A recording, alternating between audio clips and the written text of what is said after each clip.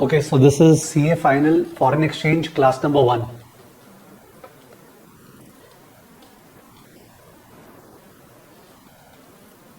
The orientation regarding CA Final AFM का curriculum क्या है, कैसे उसका स्टडीज करना चाहिए, पेपर पैटर्न कैसा आ रहा है, अपने कैसे मूव करने वाले हैं, all those are stuff that we will clarify towards the end of the class.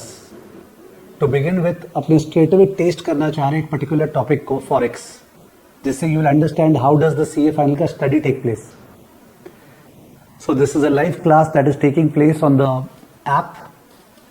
आप लोगों में से जो लोग ज्वाइन किए हैं लाइव, वो लोग टेक्स्ट मैसेज कर सकते हैं, तो in that case we can be in communication mode. तो CA फाइनल AFM का फॉरेक्स का क्लास नंबर 1 स्टार्ट हो रहे हैं. एंड एज आई सेड, अपने what is the exam pattern, what is the curriculum, अपने कैसे मूव करने वाले, इन सब का discussion we will do towards the end. Yes, I can see messages coming. Ayush, Aditya, Aditi, Gaurang, Mohit, Sai Krishna, Chirag. Yes, good evening. Aman, Jay, good. So we are going to straight away start with Forex, and towards the end we will talk about the orientation stuff. Okay? Let's begin. If you have your calculators with you, it would be better. Okay, just 1 second. So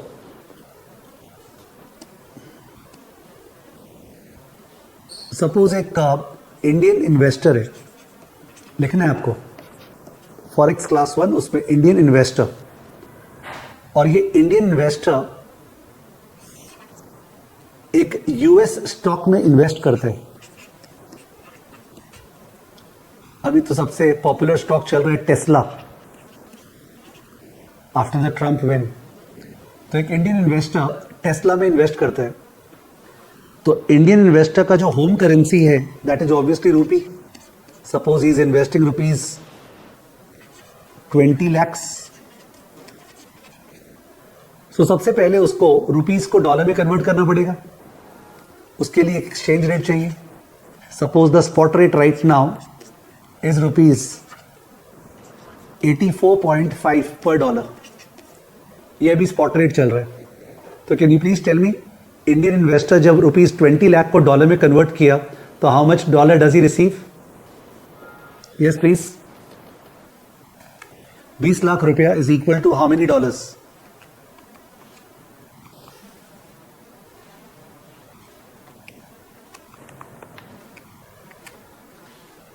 it's coming to 23668.64 मान लेते हैं. तो 23668.64 dollars. Sir ये copy करना है क्या? Yes copy करना है. फॉरेक्स क्लास 1 स्टार्ट हुए, ठीक है. इंडियन इन्वेस्टर यूएस स्टॉक में इन्वेस्ट कर रहे हैं. We have taken the stock Tesla. 20 lakh रुपया इन्वेस्ट कर रहे हैं, तो 20 लाख रुपया को पहले डॉलर में चेंज करना पड़ेगा. अभी एक्सचेंज रेट चल रहा है 84.5. So accordingly 23668.64. I am sure किसी को कंफ्यूजन नहीं है कि डिवाइड क्यों किए, बिकॉज $1 84.5 रुपीज है. तो जाहिर है 20 लाख रुपया कम $3 होगा ना. 23668.64. उसके बाद वो अब टेस्ला के स्टॉक में लगाएगा. नाउ टेस्ला का जो दाम है वो चल रहा है suppose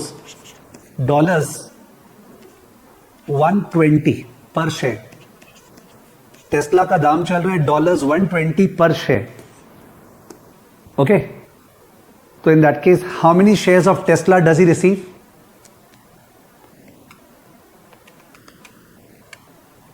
Yes, please. How many shares of Tesla? मैं भी कैलकुलेट कर रहा हूं साथ साथ में, आप लोग भी जवाब दे सकते हो. 197.24 shares. Now, अगर आपको डाउट आया कि सर शेयर्स तो फ्रैक्शनल होता नहीं है, तो when we study AFM, we do not necessarily consider real life का limitations, which means fractional shares लेते हैं. Okay, AFM study करते समय तो 197.24 shares मैंने rounded off लिखा है. and we are not fighting for 2-3 है कि 2-4 है. 197.24 shares सपोज इसका इन्वेस्टमेंट हॉराइजन 1 ईयर है। इन्वेस्टमेंट हॉराइजन का मतलब समझते होंगे कि उसको 1 साल के लिए इन्वेस्ट करना है, और इसका जो फोरकास्ट है वो फोरकास्ट ये है कि expected spot rate after 1 year, आप लोग बता दो, उसका फोरकास्ट है कि dollar will appreciate by 5%। Dollar will appreciate by 5%, ये उसका फोरकास्ट है। तो प्लीज एक्सपेक्टेड स्पॉट रेट बताना 1 साल बाद। Dollar will appreciate by 5%,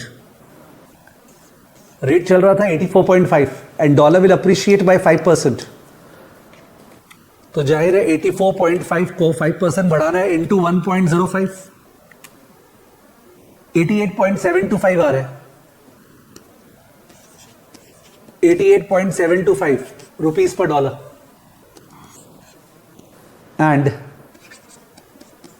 expected stock price, expected stock price जो है उसके लिए सपोज अपने को दिया हुआ है कि the risk free rate in US is 5%, the market risk premium in US, that is RM minus RF,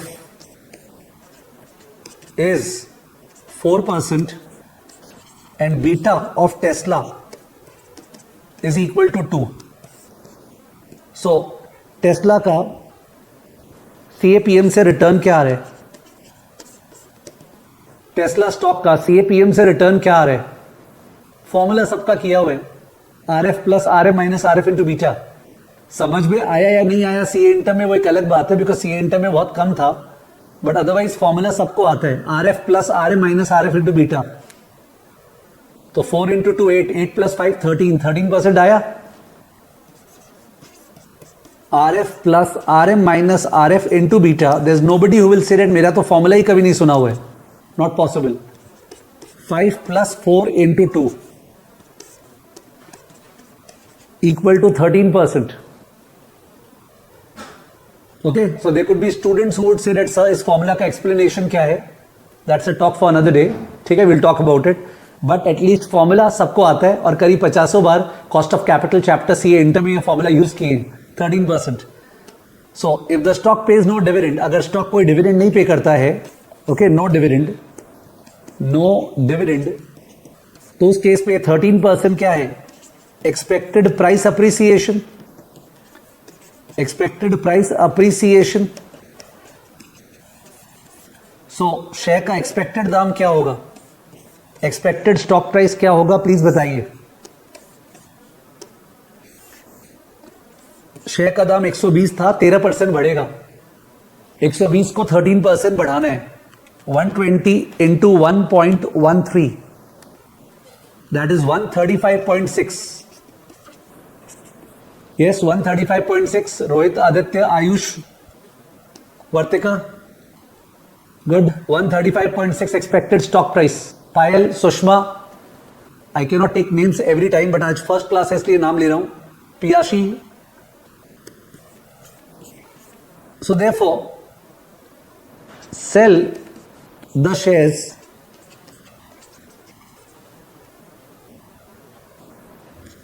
dollar proceeds, expected dollar proceeds 1 साल बाद। तो आप शेयर्स बेचोगे, अगर शेयर्स था आपके पास कितना 197.24, तो 197.24 शेयर्स को सेल कर रहे हैं अपने 135.6 पे। 197.24 शेयर्स अप्रॉक्स, उसको सेल कर रहे हैं 135.6 पे।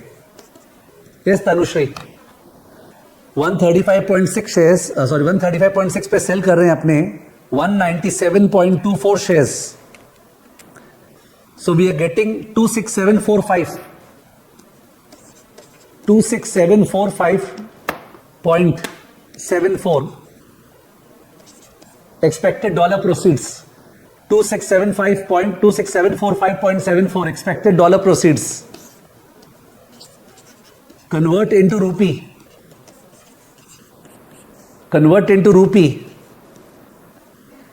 So एक्सपेक्टेड रूपी प्रोसीड्स, एक्सपेक्टेड रूपी इनफ्लो, एक साल बाद इसको कन्वर्ट कर रहे हैं तो एक्सचेंज रेट क्या निकाला था 26745.74 इंटू एक्सचेंज रेट हमने निकाला था 88.725 इंटू 88.725. Yes please, 26745.74 into 88.725. तो बड़ा फिगर आएगा. तो approximate is coming to 23,73,016 rupees. 23,73,016. Since रुपया है देखो राउंड ऑफ कर दिया. इतना बड़ा फिगर है लाखों में और प्लस रुपया है, तो हाउ डज इट मैटर. ठीक है ना. तो 23,73,016. तो स्टार्ट हुआ था 20 लाख रुपया से, इफ यू रिमेंबर. तो what is the expected return to the Indian investor in rupee terms? Expected return to the Indian investor in rupee terms equal to 23,73,016 minus 20 lakh divide by 20 lakh into 100. 23,73,016 minus 20 lakh by 20 lakh into 100. Percentage में return पूछ रहा हूं. 373,3016 कमाया है वो, मैंने 3,73,000 कमाए हैं 20 लाख लगा के. तो what is the expected percentage return? 18.65%. Ayush is saying 18.65%. Okay, I think सबका 18.65% अप्रॉक्स आ गया. 18.65%. यस, पायल, पियाशी, आदित्य, कृतिका, गीतिका, शिल्पा, गुड. 18.65%. तो 18.65% is the expected return. Okay, तो एक बार ये कैलकुलेशंस को फिर से एक बार आप खुद चेक कर लीजिए. मैं एक बार अपने स्क्रीन पे आ रहा हूं. So request you all to go through this example again. Please देख लो. तो आई एम अज्यूमिंग दैट आप अपना कॉपी देख रहे हो. तो इंडियन इन्वेस्टर जो है टेस्ला में इन्वेस्ट कर रहा है, तो 20 लाख रुपया पहले डॉलर में कन्वर्ट करेगा 84.5 पे. तो 20 लाख डिवाइड बाय 84.5. उसे एक चीज समझ में आया कि डिवाइड क्यों किए, बिकॉज जो रेट था वो डॉलर का था, रुपी पर डॉलर का रेट था. पर 20 लाख रुपया था, तो यूनिटरी मेथड नहीं हो रहा है कि 20 लाख इंटू 84.5. वो तो तब होता अगर 20 लाख डॉलर होता. ठीक है ना. तो 20 लाख डिवाइड बाय 84.5, उतना डॉलर्स जो है वो आया. अब उतने डॉलर्स को टेस्ला में इन्वेस्ट किए. तो टेस्ला में इन्वेस्ट किए, उसका दाम 120 था, तो डिवाइड बाय 120 किए तो नंबर ऑफ शेयर्स आ गया.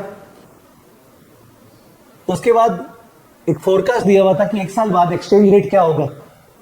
तो डॉलर 5% अप्रिशिएट होगा. और उसके अलावा दिया हुआ था कि शेयर का रिटर्न क्या होगा CAPM से, RF plus RM minus RF into beta. तो उससे शेयर प्राइस आ गया एक साल बाद. तो जो शेयर था अपने पास उसको एक साल बाद बेचे, डॉलर प्रोसीड्स आएगा. पर अपने तो इंडियन इन्वेस्टर है, रुपया से मतलब है, तो अपने वापस से उसको डॉलर को बेचे स्पॉट रेट पे एक साल बाद का, तो रुपया आ गया 23 लाख समथिंग आया. तो 20 लाख लगाए तो 23 लाख आया. तो expected return 23 minus 20 by 20 into 100, तो 18.65% आया है. आई थिंक प्रोसेस पूरा क्लियर है.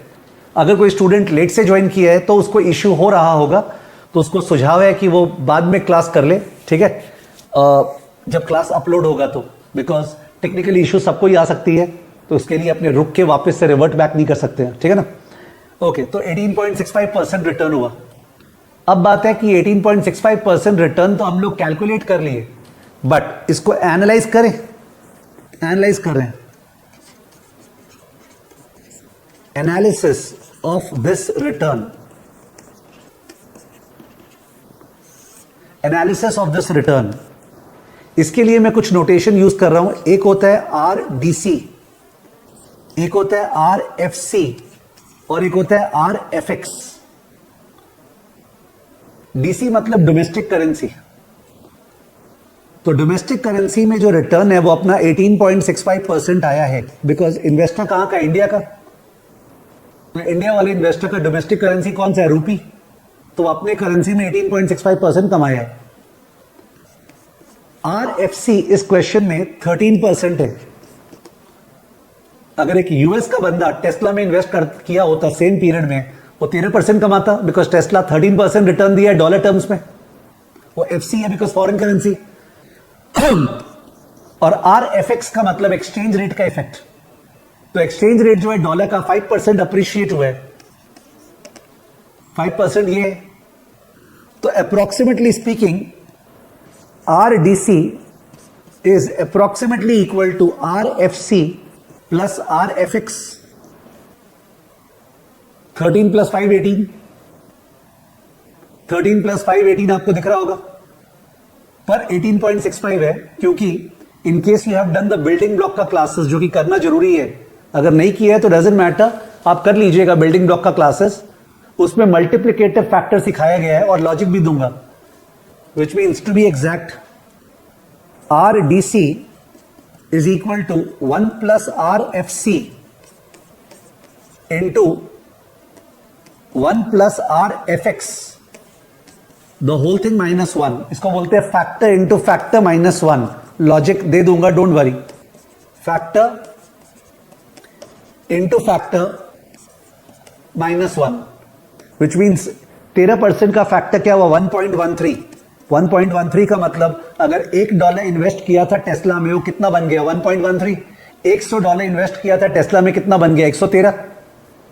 एंड उस डॉलर को जिस रेट पे खरीदा था उसके मुकाबले जब बेचा तो 5% ज्यादा दाम पे बेचा, तो इंटू 1.05, तो 13% का तो फायदा हुआ। अगर $100 लगाए थे तो $113 बन गया, और $113 को जब कन्वर्ट करने गए तो 5% का और फायदा हो गया, बिकॉज डॉलर का भाव बढ़ गया।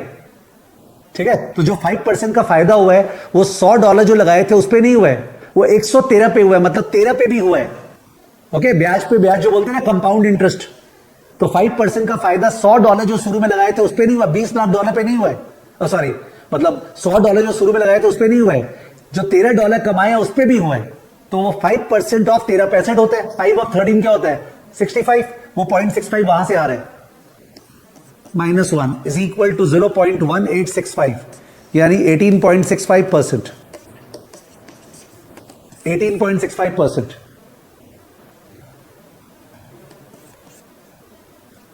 या फिर बोल सकते हैं, और domestic currency return is equal to foreign currency return plus foreign exchange return plus the cross product. ये क्रॉस प्रोडक्ट हो गया, यानी 13% प्लस 5% प्लस 5% ऑफ 13%। तो if you do it, 13 plus 5 plus 5% of 13, it's coming to 18.65%।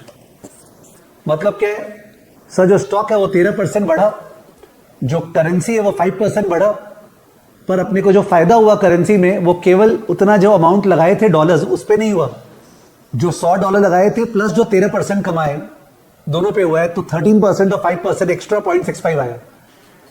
मैं already बोल चुका हूं, कोई लेट से ज्वाइन किया है तो या तो वो स्टूडेंट पूरी तरह से पॉजिटिवली ध्यान दे तो समझ पाएगा, और या फिर वो क्लास को छोड़ दे और जब क्लास अपलोड होगी तब जाके क्लास को करे। वैसे ये क्लास तो यूट्यूब पे भी अपलोड होगी, ठीक है, पॉसिबली कल, तो वहां से भी कर सकता है, और यूलन ऐप पे तो होगी। मैं बार बार ये बोल नहीं पाऊंगा because it unnecessarily creates friction in the classes. Okay, तो ये हमने फॉरेन एक्सचेंज कुछ भी पढ़ाए बिना इस एग्जाम्पल से स्टार्ट किया है। और सबसे बेस्ट पार्ट ये था, इसमें जहां पे फॉरेन एक्सचेंज इन्वॉल्व था इस एग्जाम्पल में, वो आप लोगों ने खुद किया। जैसे 20 लाख को 84.5 पे जो चेंज किया डॉलर में 23668, वो आप लोगों ने खुद किया था। ओके, तो there was nothing in this example जिससे लगे कि नहीं यार इसमें तो नया नॉलेज का रिक्वायरमेंट हुआ। एनालिसिस वाला पार्ट ठीक है, हाई ब्रेन था, बट जो कैलकुलेशन वाला पार्ट तो बहुत ही आसान था। What does it mean? It means that जब भी आप फॉरेन करेंसी में इन्वेस्ट करते हो, ओके, जब भी आप डोमेस्टिक इन्वेस्टर जब फॉरेन करेंसी में इन्वेस्ट करेगा तो उसका रिटर्न का दो कंपोनेंट होगा, एक होगा RFC और एक होगा RFX। उसका जो नेट रिटर्न है वो डिपेंड करेगा इन दोनों कंपोनेंट्स पे। ओके, इन दोनों का पॉजिटिव फंक्शन है, काश स्टॉक का दाम बढ़े, काश करेंसी का दाम बढ़े, and it's a multiplicative relationship because ब्याज के ऊपर ब्याज। ठीक है, तो इससे हमने स्टार्ट किया है अपना डिस्कशन। अभी एग्जाम में ये वाला पोर्शन आया हुआ है, कौन सा पोर्शन, ये यहां तक निकालना एग्जाम में आया हुआ है, not the same sum but ये एनालिसिस वाला पोर्शन एग्जाम में डायरेक्टली अभी तक आया नहीं है बट आने को आ सकता है। तो एनालिसिस वाला पोर्शन जब आएगा तो वो लोग पूछ सकते हैं what is the foreign currency return, what is the exchange factor and what is the cross product, RFC, RFX और क्रॉस प्रोडक्ट। अगर वो लोग केवल दो चीज पूछते हैं, स्टॉक पे रिटर्न और एक्सचेंज रेट के कारण रिटर्न, तो हम लोग 13% को अलग कर देंगे और जो बाकी का है ना 5.65 वो करेंसी को एट्रीब्यूट कर देंगे। 13 को अलग कर देंगे और 5.65 करेंसी वाले पार्ट को बोल देंगे, अगर वो लोग दो ही पार्ट में स्प्लिट किए तो। ठीक है, 13% अलग, 5.65 अलग। सिंस आया नहीं है तो जब आएगा तो वो 3 पार्ट आएगा कि 2 पार्ट आएगा मेरे को पता नहीं है। आपको कॉन्सेप्ट देने के लिए अगर एक बार स्टैंडर्ड कॉस्टिंग में चलें तो स्टैंडर्ड कॉस्टिंग में सपोज ये P1 है, ये Q1 है और एक्चुअल प्राइस लग गया P2 और Q2, such that material cost P1 into Q1 के बदले P2 इंटू Q2 लग गया। अब वहां पे आप लोग प्राइस वेरिएंस, क्वांटिटी वेरिएंस निकालते हैं ना। तो द थिंग इज दैट अगर कोई इंसान प्राइस वेरिएंस ये वाला पार्ट निकाले, change in price multiplied by Q1, और क्वांटिटी वेरिएंस ये वाला पार्ट निकाले, change in quantity into initial price, तो उस केस में ये वाला पार्ट क्या होगा, क्रॉस प्रोडक्ट। तो बहुत जन क्रॉस प्रोडक्ट में जाते नहीं है, इंस्टेड प्राइस वेरिएंस निकालते समय ही P2 minus P1 into Q2 कर देते, यानी ये वाला पार्ट इसी में शामिल कर लेते हो। तो ये चीज चल रहा था। There were 3 things going on over here. Price को आप मान लो, एक्सचेंज रेट, क्वांटिटी को आप मान लो जो स्टॉक का इफेक्ट है, और एक क्रॉस प्रोडक्ट था। तो क्रॉस प्रोडक्ट को वो अलग से पूछेगा या अपने को केवल दो ही पूछेगा, अपने को पता नहीं है, we don't know what will happen. तो ये एक था कि अपने क्या कर रहे थे। This was typical standard costing going on. We were analysing, जैसे मटेरियल कॉस्ट का चेंज को एनालाइज करते हैं into price, quantity variance and that way. So exam में अगर पूछेगा, एग्जाम में पूछा question number 1 what is RDC, तो आंसर 18.65%। पूछेगा ब्रेक RDC इंटू 3 पार्ट्स, एक है RFC, एक है RFX और एक है क्रॉस प्रोडक्ट, तो वो हो जाएगा 13, 5 एंड 0.65। बट अगर वो पूछेगा break RDC into 2 parts, RFC and RFX, तो हम लोग यहां पे 13 देंगे और यहां पे 5.65% देंगे। कैसे पूछेगा मैं बता नहीं सकता हूं, बिकॉज इस तरह से पूछा नहीं आज तक। ओके, कैसे पूछेगा ये मैं बता नहीं सकता हूं, बिकॉज इस तरह से पूछा नहीं आज तक। So if they ask you 3 components, you will give 3 components का आंसर, और वरना स्टॉक का आंसर 13% होगा और बाकी का आंसर करेंसी को एट्रीब्यूट कर देंगे। ओके,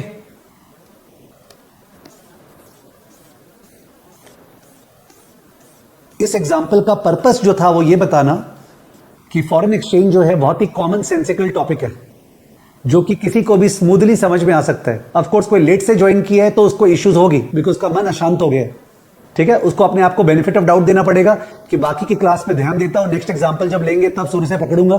ठीक है, और ये वाला मैं शुरू का पार्ट कर लूंगा तो मैं ठीक हो जाऊंगा। जब तक वो शांत नहीं होगा तो फालतू में ये वाला क्लास भी खराब कर रहा है एंड उसको डबल टाइम भी देना पड़ेगा। ठीक है, तो now coming back to you again, just to interact with you all a little bit.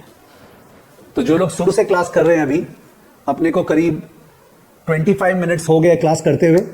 Have you understood this example? एक होता है समझ में आ गया सा और प्रैक्टिस चाहिए, और एक होता है समझ में नहीं आया और एक होता है सा एकदम क्लियर है। Yes please, you can respond. और प्रैक्टिस चाहिए, उसका कोई इश्यू नहीं है, we will practice, don't worry. Okay, it's a very good response from all of you. Okay, it's a very good response from all of you. ठीक है, चलिए तो उस केस में मैं एक प्रैक्टिस की तरफ चलता हूं. नाउ द प्रैक्टिस के लिए just 1 second, let me just open that stuff before I show you the screen.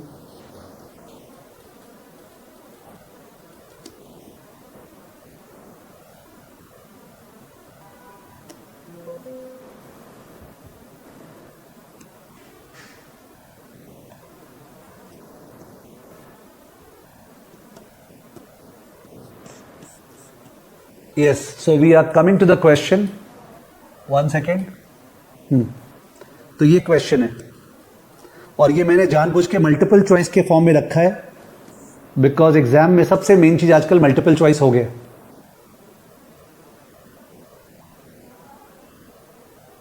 So this is the question.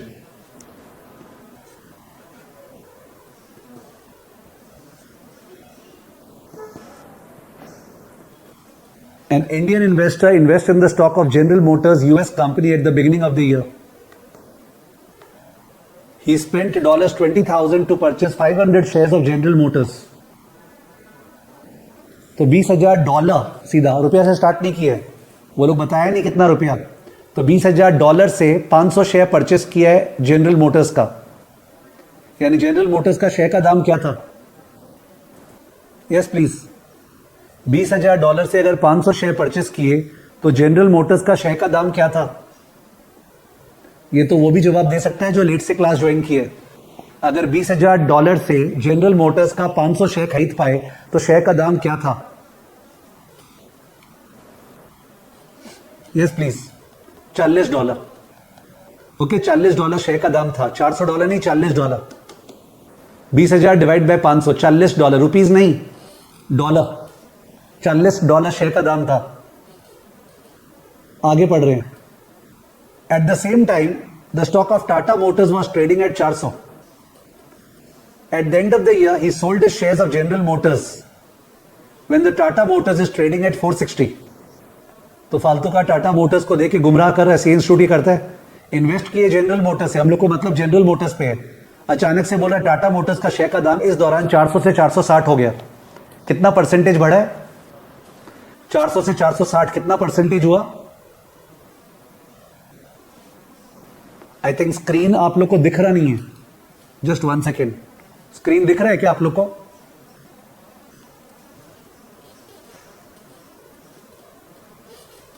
हाँ, अब दिख रहे हैं. 400 से 460 अब दिख रहा है. आई कैन सी दैट बीच में स्क्रीन मिस हुआ था. तो 15%, 15%. 400 से 460, 15%.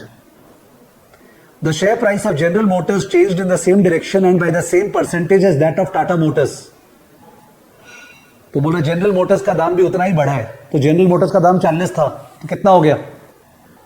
जनरल मोटर्स का दाम 40 था तो कितना हो गया? घुमा के बोल रहा है, सीधा सीधा बोल सकता था. जनरल मोटर्स का दाम $40 था तो कितना हो गया? $46. ओके, $46 हो गया. 40 plus 15%. Exchange rate at the beginning of the year is 80 पर डॉलर. शुरू में एक्सचेंज रेट 80 पर डॉलर था. यानी शुरू में पैसा लगाए थे 20,000 इंटू 80. शुरू में पैसा लगाए थे 20,000 इंटू 80. समझ में आ रहा होगा? शुरू में पैसा लगाए थे 20,000 इंटू 80. 16 लाख रुपया लगाया था. 16 लाख रुपीज लगाया था. And during the year dollar value appreciated by 10%. और डॉलर 10% बढ़ गया तो 88 हो गया. डॉलर 10% बढ़ गया तो 88 हो गया. Take your time and understand पूरा स्टोरी. पूरा स्टोरी बोलूं तो 20,000 इंटू 80, 16 लाख रुपया लगाया था. तो 16 लाख को पहले 80 के भाव पे डॉलर में चेंज किया होगा. तो वो लोग जानबूझ के बैक कैलकुलेशन में दे दिया वो. और फिर $20,000 से जनरल मोटर का शेयर खरीदा. तो किस दाम पे खरीदा नहीं दिया, बताया कितना शेयर खरीदे? 500 शेयर खरीदे. पता चल गया $40 पे खरीदे. उसी समय फालतू में बोल रहा है टाटा मोटर्स 400 से 460 हो गया. मतलब ही नहीं टाटा मोटर्स से. फिर घुमा के बोल रहा है जनरल मोटर्स जिसमें इन्वेस्ट किए थे उसका दाम उतना ही बढ़ा जितना टाटा मोटर्स का बढ़ा है, यानी 15%. तो 40 से 46. तो जाहिर है ये बंदा 500 शेयर्स को बेच दिया होगा 46 पे. कैलसी बताओ, 500 इंटू 46, 500 शेयर को 46 पे बेच दिया होगा तो कितना डॉलर मिला? 500 शेयर को 46 पे बेच दिया होगा, कितना डॉलर मिला? 500 शेयर्स को 46 पे बेच दिया होगा एक साल बाद, तो कितना डॉलर मिला? 23,000 डॉलर। 23,000 डॉलर मिला। 23,000 डॉलर मिला। और 23,000 डॉलर को लास्ट में कन्वर्ट किया होगा रुपया में, और लास्ट का एक्सचेंज रेट तो 88 समझ में आ रहा है। 23,000 into 88, 23,000 into 88, 23,000 into 88, Ayush is saying 20,24,000, correct है क्या? 23,000 इंटू 88, ये सभी जन बोल रहे हैं 20,24,000, 20,24,000 इतना रुपया मिला। तो इन दैट केस इन्वेस्ट किए थे 16 लाख रुपया और लास्ट में 20,24,000 मिला।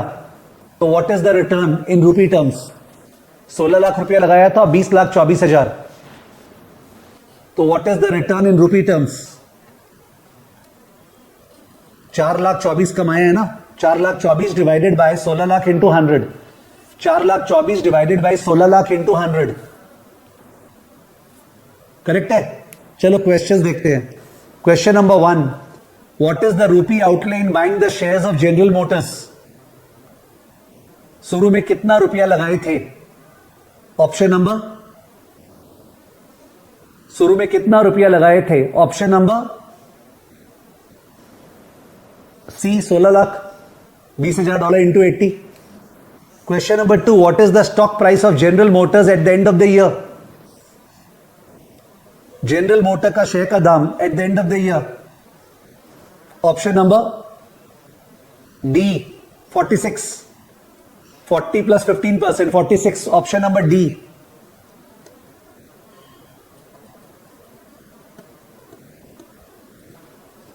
Question number 3, what is the exchange rate at the end of the year? Option number, exchange rate 80 था, 10% डॉलर अप्रिशिएट हुआ। एक्सचेंज रेट 80 था, 10% डॉलर अप्रिशिएट हुआ, तो 80 से 88, option number B. How much was received in dollar terms and INR terms by selling General Motor shares at the end of the year? Last में कितना dollar मिला? तो 500 shares को बेचे ना, 500 शेयर्स को बेचे 46 पे, तो 23,000 डॉलर मिला। और 23,000 डॉलर को 88 पे कन्वर्ट किए रुपया में, तो 23,000 इंटू 88, 20,24,000 रुपया मिला। Option number A. Calculate the ROI for the investor, for the investor मतलब RDC उसके करेंसी में, and split it into return on security यानी RFC, return on exchange rate यानी RFX, and the cross product. Okay, बोल रहा है calculate the return on ROI, return on investment for the investor, for the investor मतलब उसके currency में, Indian investor था, रूपी में, RDC, एंड स्प्लिट, तोड़ो उसको। तो अपने रिटर्न आप लोग निकाले थे 26.5%, कैसे? 4,24,000 by 16 lakh into 100, 26.5%।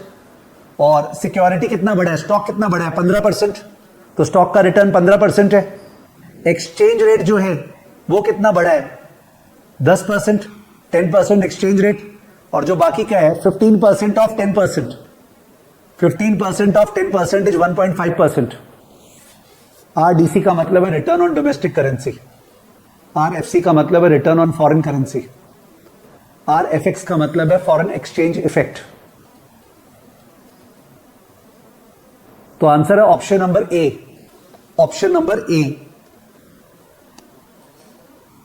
Question number 6, question number 6, what will be the total return if instead of dollar appreciating by 10% it depreciates by 10%? अगर डॉलर बढ़ने के बजाय गिर जाता तो डॉलर तो 80 से 72 हो जाता, तो डॉलर 80 से 72 हो जाता, तो 23,000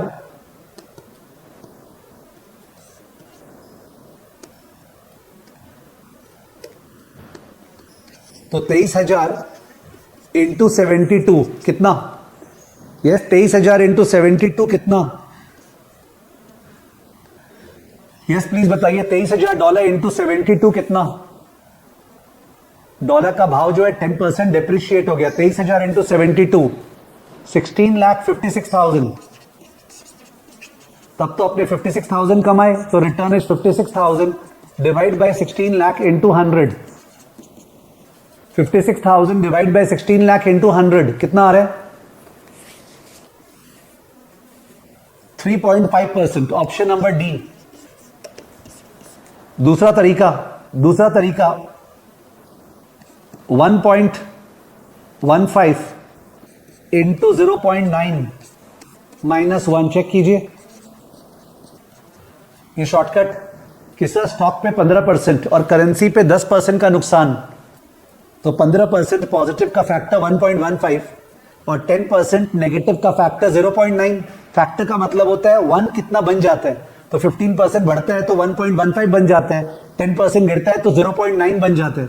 बिल्डिंग ब्लॉक क्लास अगर किया है तो यू नो दैट फैक्टर के बिना एएफएम का क्लासेस करना डिफिकल्ट है। फैक्टर मतलब 1 कितना बन जाता है, तो instead of the interest we focus on the interest factor 1 plus R. R negative है तो जाहिर है वो नेगेटिव होकर 0.9 आ जाता है। 1.15 into 0.9 the whole thing minus 1, 3.5%। 3.5% factor into factor minus 1।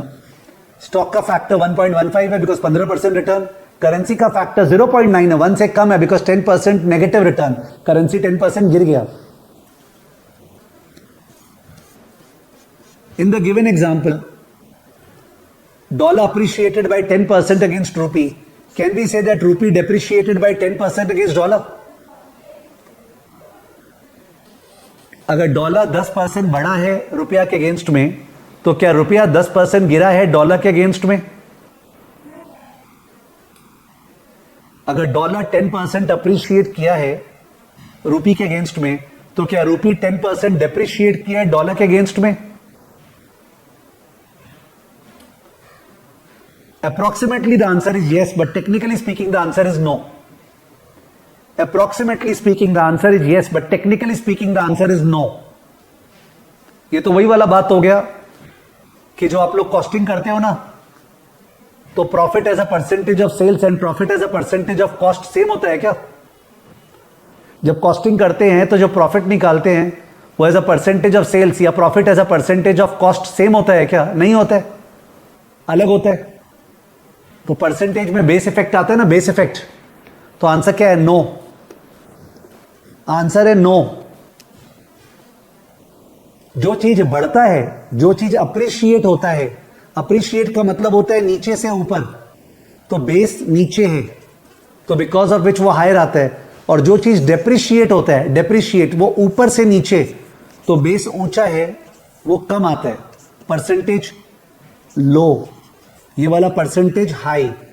यानी कि अगर मैं आपको क्लू दे रहा हूं कि रूपी का डेप्रिसिएशन 10% से कम हुआ है, तो आपको तरीका क्या समझ में आया? 10/110 या 10/90? 10/110 या 10/90? 10/110 या 10/90? डॉलर 10% अप्रिशिएट हुआ है, तो रूपी जो है वो 10% से थोड़ा कम डेप्रिशिएट हुआ है, तो 10 बाई क्या होगा? 110। This is 10/110 into 100 equal to 9.09%। 9.09% depreciation, 9.09% rupee का डेप्रिसिएशन। सर ये खुल के समझ में नहीं आया, थोड़ा सा खुल के इसको एक्सप्लेन कर दीजिए। कर देंगे वो बाद में, पहले एक बार काम का चीज देखें निकालना कैसे है। अप्रिसिएशन हमेशा डेप्रिसिएशन से ज्यादा होता है, तो अगर अप्रिसिएशन दिया हुआ है 10% तो डेप्रिसिएशन होगा 10/110। अप्रिसिएशन दिया हुआ है 5% तो डेप्रिसिएशन बताओ, वेट कर रहा हूं। अप्रिसिएशन डॉलर अगर 5% बढ़ा तो रुपया कितना परसेंट गिरा? पूरे के पूरे क्लास में अभी उदित आप ही एक पर्सन हो जो व्याकुल हो रखे हो, और इस व्याकुलता में आप ज्यादा गेन नहीं कर पाओगे टीचर से। You have to understand that the person teaching you has 20+ years of experience. He will tell everything, but in a certain fashion. उछलने से नहीं होगा। 4.76% सबने राइट बोला है, तो बाकी जब हम ठीक रिदम एंजॉय कर रहे हैं, जो पहले एग्जाम में काम आएगा उसके ऊपर फोकस कर रहा हूं। मैंने बोला अप्रिसिएशन ज्यादा होता है, डेप्रिसिएशन कम होता है, उसका इंट्यूटिव लॉजिक दिया, बेस इफेक्ट। अप्रिसिएशन में नीचे से ऊपर जा रहे हैं, तो जो बेस है नीचे था तो परसेंटेज ज्यादा आता है, डेप्रिसिएशन में ऊपर से नीचे आ रहे हैं तो जाहिर परसेंटेज कम आता है। तो एक तो ये फीलिंग आना, उसके बाद अगर अपने को एग्जाम में मल्टीपल चॉइस में 10% अप्रिसिएशन दिया हुआ है करेंसी का और दूसरे का डेप्रिसिएशन पूछा तो आंसर 10 से कम होगा। अगर एक ही ऑप्शन दिया रहे तो वही टिक कर देना, पर 2-3 ऑप्शन रहे तो 10/110। सर लॉजिक क्या है? लॉजिक आ रहा है, रुक जाओ ना। अगर 5% अप्रिसिएशन दूसरे का डेप्रिसिएशन 5/105, चलो जिसको रिदम चल रहा है उससे पूछ रहा हूं, आई एम श्योर आप लोग राइट आंसर देंगे। अगर 10% एक स्टॉक का, सॉरी 10% डॉलर का डेप्रिसिएशन है, 10% डॉलर का डेप्रिसिएशन है तो रुपये का अप्रिसिएशन क्या होगा? अगर 10% डॉलर का डेप्रिसिएशन है तो रुपये का अप्रिसिएशन क्या होगा? ज्यादा होगा। 10% डॉलर का डेप्रिसिएशन है तो रुपये का अप्रिसिएशन ज्यादा होगा ना, अप्रिसिएशन ज्यादा होता है। कैसे निकालेंगे? वेरी गुड, सबने राइट आंसर दिया, Ayush, Girish, and I will be very happy अगर उदित करेक्ट आंसर देता है तो। सुषमा, अक्षत, श्वेता नहीं दे रहे, उदित नारायण आंसर नहीं दे रहे, वो एक ही जगह पे अटक गया सोयूज का। तो Udit, it will very difficult for me कि मैं आपको आपके स्पीड के अनुसार मैनेज कर पाऊंगा कि आप चाहते पहले ये बता दे। वो तब होता अगर गद्दे पे बैठ के ट्यूशन चलता ना, तब होता, मैं अपने हिसाब से ही बताऊंगा। सो अगर 10% डॉलर डेप्रिशिएट हो रहा है तो रुपी डेप्रिशिएटिंग बाय 10/90, दैट इज 11.11%। तो डेप्रिसिएशन कम होता है, अप्रिसिएशन ज्यादा होता है। एक तो ये जानना है, एग्जाम में काम आएगा मल्टीपल चॉइस में। पहले काम आता था क्या? नहीं, बट मल्टीपल चॉइस एग्जाम कितने बार हुए हैं आज तक? 2 बार। तो अगर कोई पर्सन पुराना एनालिसिस कर रहा है तो वो समझ नहीं पाएगा आने वाले पेपर्स का। आपका एग्जाम ड्यू 2025 में, 2026 में, मे बी 2027, 28 में होने वाला है, तो तब तक नए नए तरह के क्वेश्चंस आएंगे। तो बिकॉज ऑफ विच अगर कोई बोले सर ऐसा क्वेश्चन आता नहीं है, that's a wrong statement, because multiple choice आना स्टार्ट हुआ है। ओके, सिंस उदित ने बहुत फ्रिक्शन कॉज कर दिया है, ओके, रुकावट के लिए खेद, और सिंस फर्स्ट क्लास है तो मैं उसको एंटरटेन कर रहा हूं और बीच में फ्लो बिगाड़ रहा हूं। फ्लो बिगाड़ते हुए पहले एक चीज बता दूं, सुन लो पहले। You may be aware that there is a course called actuarial science. Actuarial science नाम का एक कोर्स आपने सुना होगा। उस पर बहुत ज्यादा मैथ्स होता है, tan theta, sin theta, double integration, double derivative. काफी सारे सीए स्टूडेंट्स जो है उन्होंने डिसाइड किया वो एक्चुएरियल साइंस नहीं करेंगे बिकॉज उनको उस लेवल का मैथ्स नहीं करना है। करेक्ट है।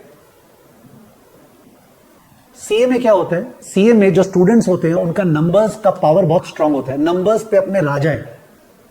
तो काश कोई टीचर नंबर्स के हेल्प से लॉजिक कम्युनिकेट करे ना विदाउट मैथ्स पे जाए हुए, तो सीए के स्टूडेंट्स को टिपिकली अच्छा लगता है कि देखो नंबर्स के सहारे बताया, प्लस लॉजिक दिया, इंट्यूशन दिया।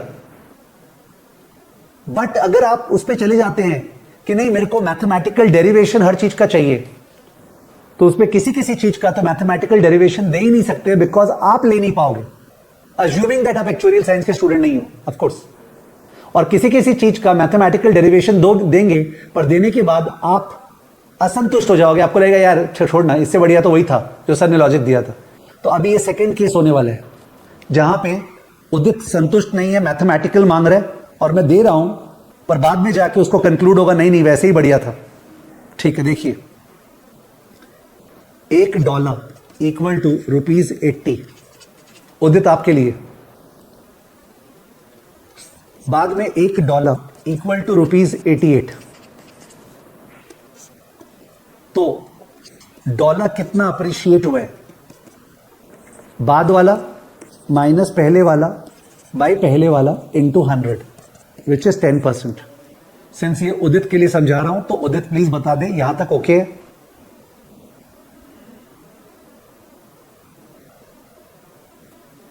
ओ स्क्रीन नहीं आ रहा है, सॉरी मेरा गलती, माय मिस्टेक।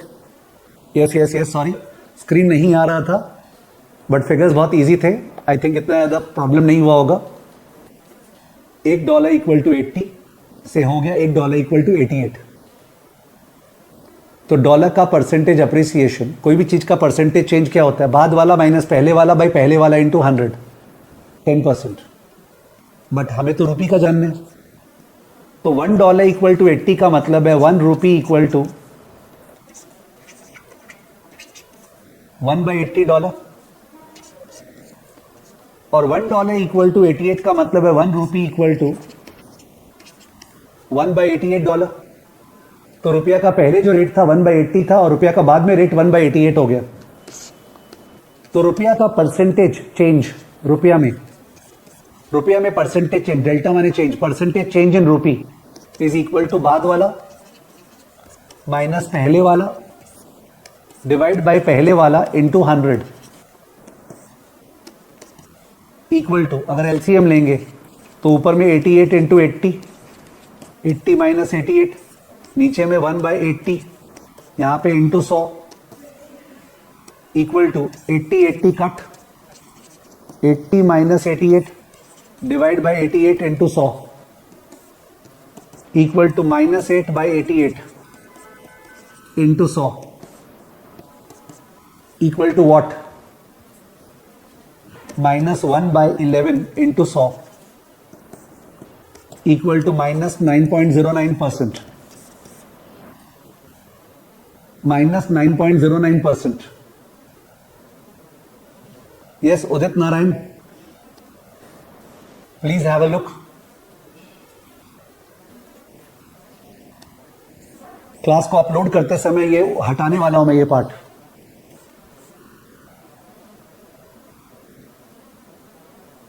अब बोल रहा है सर समझा, बट मैं लॉजिक माइंड में कैलकुलेशन नहीं कर पाता परसेंटेज का, तो मैं क्या करूं? बताइए, व्हाट डू आई डू? मेरे को खोल के समझाना था, मैंने खोल के बता दिया। और एक तरीका बताने का, वो है एलजेब्रा लेके x by y। ये मैं नंबर से बताया हूं, एलजेब्रा से फिर एक्सप्लेन कर सकते हैं। क्लास को अपलोड करते समय ये पोर्शन अपलोड नहीं होगा, बिकॉज ये प्योर टाइम वेस्ट हो रहा है लास्ट 5 मिनट से। बिकॉज ये करने में कुछ नहीं हुआ है, केवल गंदगी हुआ है, केवल गंदगी, और कुछ भी नहीं हुआ है। इससे लाख गुना बेटर लॉजिक सीए स्टूडेंट के लिए ये वाला था कि जो परसेंटेज चेंज है उस पर बेस इफेक्ट होता है। कोई चीज अप्रिशिएट होता है तो नीचे से ऊपर जा रहा है, बेस लोअर है। कोई चीज डेप्रिशिएट होता है तो ऊपर से नीचे आ रहा है, बेस हायर है। तो परसेंटेज डेप्रिसिएशन हमेशा कम होगा अप्रिसिएशन से। एग्जाम में डायरेक्टली क्वेश्चन पूछ सकता है कि 10% अप्रिसिएशन है तो बताओ डेप्रिसिएशन कितना होगा, तो 10/110। जब मैनेजरियल कमीशन आफ्टर चार्जिंग सच कमीशन दिया रहता था तो वहां पे कैसे अकाउंट्स करते समय सब रख लिए थे कि 10/110 इंटू बिफोर मैनेजर कमीशन के प्रॉफिट जो आएगा वो कर देंगे। रट लिए थे कि नहीं रटे थे कि मैनेजर कमीशन जब अकाउंट्स में दिया रहेगा कि मैनेजर्स कमीशन 10% आफ्टर चार्जिंग सच कमीशन, या 10/90 इंटू, समझे? तो प्लीज समझना ये चीज कोई इंपॉर्टेंट चीज है। मे बी उदित का हेल्प ये है कि बता दूं, सीए फाइनल में नंबर्स का प्ले है और नंबर्स के हेल्प से लॉजिक का प्ले है। लॉजिक का डेरिवेशन का प्ले नहीं है। फिर से, नंबर्स का प्ले है, नंबर्स के हेल्प से लॉजिक का प्ले है। लॉजिक के डेरिवेशन का प्ले नहीं है। वो पॉसिबल है तो लॉजिक का जो डेरिवेशन है उसके लिए आज के दिन जेमिनाई है, चैट जीपीटी है। जो चीज आपको समझ में नहीं आता है उसको ऑडियो फॉर्म में चैट जीपीटी में डाल देना कि please explain me mathematically, please explain me in Bengali, Bihari, Gujarati, Hindi, कि 10% अगर डॉलर बढ़ा तो 10% माने रुपया कितना परसेंट गिरा, उसका मेरे को हिंदी में बताओ। ये चैट जीपीटी को बोलो, वो ऑडियो में तुमको रिप्लाई देगा। अंडरस्टूड? नहीं सर आप क्यों नहीं दे सकते? बिकॉज अपना समय जाएगा ना। ठीक है, सॉरी। तो ये पूरा पोर्शन हटने वाला है जब क्लास को मैं चढ़ाऊंगा तो, because it's a total wastage for those who are preparing for the exams and need clear cut understanding. चलिए, ओके, तो 2-3 चीज समझ में आया आपको। एक और क्वेश्चन करते हैं। ये क्वेश्चन है और इस क्वेश्चन में जो एग्जिबिट्स दिए हुए हैं वो काम नहीं आएंगे, ऐसे ही प्रैक्टिकल लाइफ का अंडरस्टैंडिंग के लिए दिए हुए हैं। तो क्वेश्चन दिखा रहा हूं मैं स्क्रीन पे। आज I don't have a staff to help me, तो बिकॉज ऑफ विच मेरे को मैनेज करना पड़ रहा है। ठीक है, next class onwards it will not happen, so everything will be smooth और आपको डबल फेस दिखेगा, मेरा प्लस स्क्रीन का, दोनों का फेस दिखेगा. अभी क्या हो रहा है, जब स्क्रीन आ रहा है तो मैं नहीं दिख रहा हूं. You will be able to see both. ठीक है. Mister Ram, an Indian who is an ardent follower of Elon Musk, always wanted to buy a high-end Tesla car. Since the price after including the import duty is too high, तभी तो Tesla गाड़ी India में है नहीं, because import duty है ना. Tesla को बोल रहे इंडिया मैन्युफैक्चर कर, उसको हैवी सब्सिडी चाहिए. He decided to invest his money by buying the shares of Tesla to earn returns till the car is available in the Indian market, and he's confident that his capital is safe. तो एकदम भक्त जो बोलते हैं ना, Elon Musk का भक्त है. ठीक है. ऑन 28 अप्रैल 2020, तो मैंने क्वेश्चन को चेंज नहीं किया, अपने बुक में भी क्वेश्चन दिया हुआ है, इसको मल्टीपल चॉइस में फ्रेम किया है, वरना मेरे को अभी ट्रंप के इलेक्शन के पहले क्वेश्चन बनाना चाहिए था. On 28 April 2020 he purchased 500 shares of Tesla at an average price of $53 per share. वो $53 आना चाहिए था, बट इट्स ऑब्वियस है. तो 500 शेयर टेस्ला का $53 पे खरीदा. कितना डॉलर्स गया? 500 into 53. 500 into 53 please. Exam hall में भी जब आप लोग को मल्टीपल चॉइस आएगा कि स्टडी वाला, तो आप 500 इंटू 53 करके बगल में लिख लोगे. ओके, तो आप स्क्रिबल करते जाओगे. $26,500. $26,500. ओके, ये डॉलर्स होगा और $26,500. पर ये तो मिस्टर राम था, तो वो पक्का रुपया लाया होगा. $26,500. ओके, 500 इंटू 53 इंटू 76.8, कितना रुपया लगाया? $26,500 को 76.8 पे खरीदा, तो कितना रुपया लगाया? 26,500 इंटू 76.8, कितना रुपया लाया था? 20,35,200. 20,35,200. इसी तरह आप एग्जाम हॉल में करोगे, पढ़ोगे क्वेश्चन को, और जो जो कैलकुलेट हो रहा है वो कैलकुलेशन बगल बगल में लिखते जाओगे पेपर के.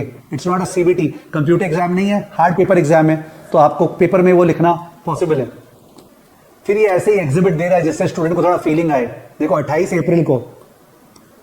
अप्रैल को जो शेयर का दाम था, 28 अप्रैल को जो शेयर का दाम था, वो ओपन हुआ था टेस्ला का 53.04 पे. बाजार ओपन हुआ था, हाई गया 53.67, लो गया 50.45 पूरे दिन में, और क्लोज हुआ 51.27. ठीक है, तो 53 पे ये बाई किया. पता नहीं किसने बाई किया होगा पूरे दिन में. शेयर का दाम तो 50.45 से 53.67 तक नाचा है ना, तो 53 पे बाई किया था. सर ये कोई काम का है क्या? ये टेबल कोई काम का नहीं है, ऐसे ही दिया हुआ आपको दिखाने के लिए किस तरह स्क्रीन पे दिखा होगा. ठीक है, कोई काम का नहीं है. और मैं अब इसके आगे जो एग्जिबिट है वो यूज भी नहीं करने वाला हूं, बिकॉज अपना फ्लो बिगड़ेगा. सर एग्जाम में इस तरह से एग्जिबिट दिया रहता है क्या? नहीं दिया रहता है. तो सर आपने क्यों दिया है? मैं भी देता नहीं हूं, किसी एक क्वेश्चन में दे दिया, जिससे आदमी का जो प्रैक्टिकल इंस्टिंक्ट है वो भी काम आए. ओके, कैनरा बैंक का फॉरेक्स का रेट दिया है, पर वो कौन से रेट पे खरीदा है वो हम लोग के डेटा में दिया रहेगा. आगे देखते हैं, नेक्स्ट पेज में जा रहा हूं. सॉरी, वो तो दिया हुआ था ना, वो तो हम लोग पढ़ ही लिए थे. सॉरी, वो तो 76.8 पे खरीदा, 76.8 पे. हाँ, अब नेक्स्ट पेज क्या हुआ बाद में देखते हैं. क्या हुआ बाद में वो देख रहे हैं. सॉरी, ऑन 1 मई 2020, यानी ये घुसा कब था शेयर में? 28 अप्रैल. क्या घुसा था शेयर में? 28 अप्रैल, 28 अप्रैल. और बस 3 दिन बाद 1 May 2020 Elon Musk has tweeted that the price of Tesla stock is too high. यही काम है ट्रंप का और इलॉन मस्क का, तभी तो राम मिलाए जोड़ी.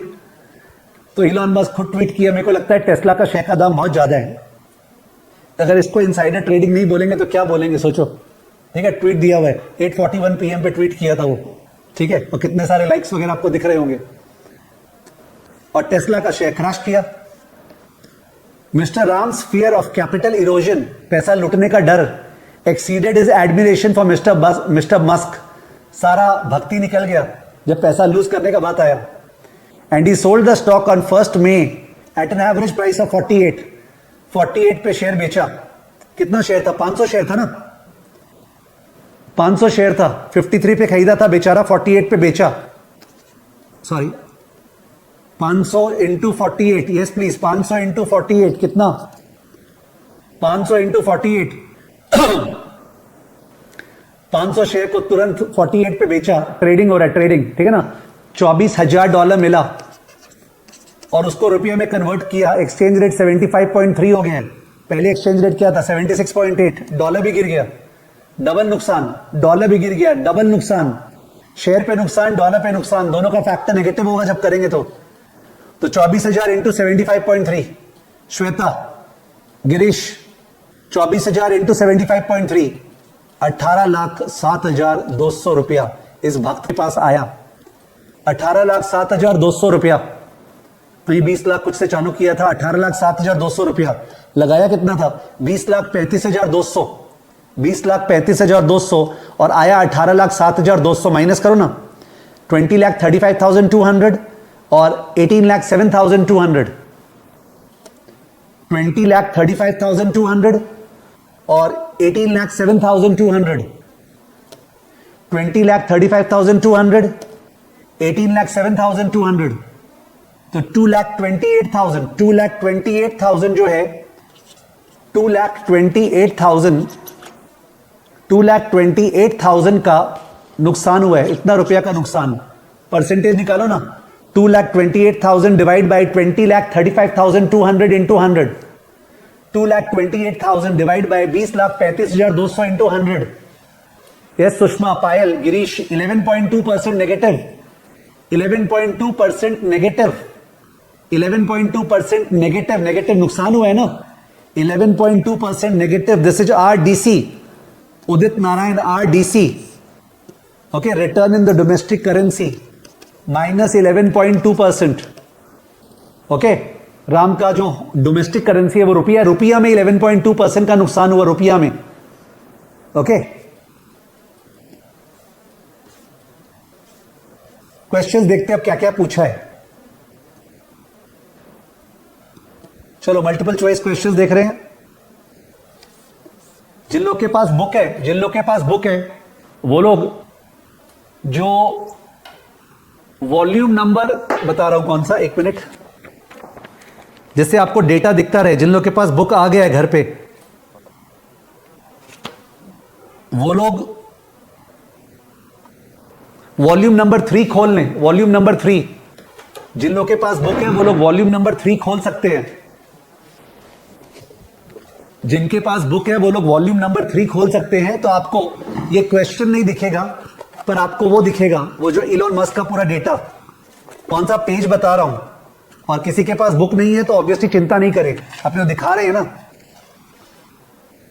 पेज नंबर 64 में, वॉल्यूम 3 में पेज 64, वॉल्यूम 3 में page 64। If you don't have the book don't have to worry, I am showing you the sums ना, but if you have the book enjoy. Page number 64 में volume 3, ठीक है, तो data आपको वहां दिख जाएगा। क्वेश्चन यहां दिख रहा है, क्वेश्चन है what was the, sorry question 1, what was the initial cash outflow in rupees for mister Ram's investment in Tesla share. Initial कितना रुपया लगाया था, मैं तो भूल गया, देखते हैं। 20,35,200, it was 500 into 53 into 76.8, 500 into 53 into 76.8, 20,35,200, option number A, option number A, ठीक है ना, ये आपने निकाले थे। Question number 2, what was the total cash inflow in rupee when mister Ram sold his Tesla shares on 4 April, बेचा होगा व्हाटएवर, जब बेचा तो कितना रुपया मिला, कितना रुपया मिला, कुछ 16 लाख कुछ था ना, याद नहीं आ रहा यार, नहीं 18 लाख कुछ था, क्या देखते हैं, निकाले थे अपने। बेचने से कितना रुपया मिला, बेचने से मिला इसको 18,07,200, 18,07,200 अपने निकाले थे। वो 500 शेयर को बेचा 48 पे और 75.3 पे कन्वर्ट किया, 18,07,200, 18,07,200। Option C, what was the percentage return on Mr. Ram's investment in Tesla share considering rupee conversion rate? Percentage return on Ram's investment in Tesla share 11.2%. Okay, 11.2% negative return. Question number 4. What was the percentage return purely on Tesla stock price? तो Tesla का share $53 से $48 हो गया, कितना का percentage गिरावट? और इसमें तो कोई फॉरेन एक्सचेंज नहीं है, कोई शेयर का दाम अगर 53 से 48 हो गया, कितना परसेंटेज फॉल? 5/53। कोई शेयर का दाम अगर 53 से 48 गिरा तो कितना परसेंटेज फॉल? 5/53। सारे स्टूडेंट्स बोल रहे हैं 9.43%। 9.43% percentage fall, 9.43% negative obviously, 9.43%। What was the percentage return due to change in exchange rate? तो एक्सचेंज रेट जो है, चेक कर रहा हूं, एक्सचेंज रेट 75.3 हो गया, कहां से? 76.8 से।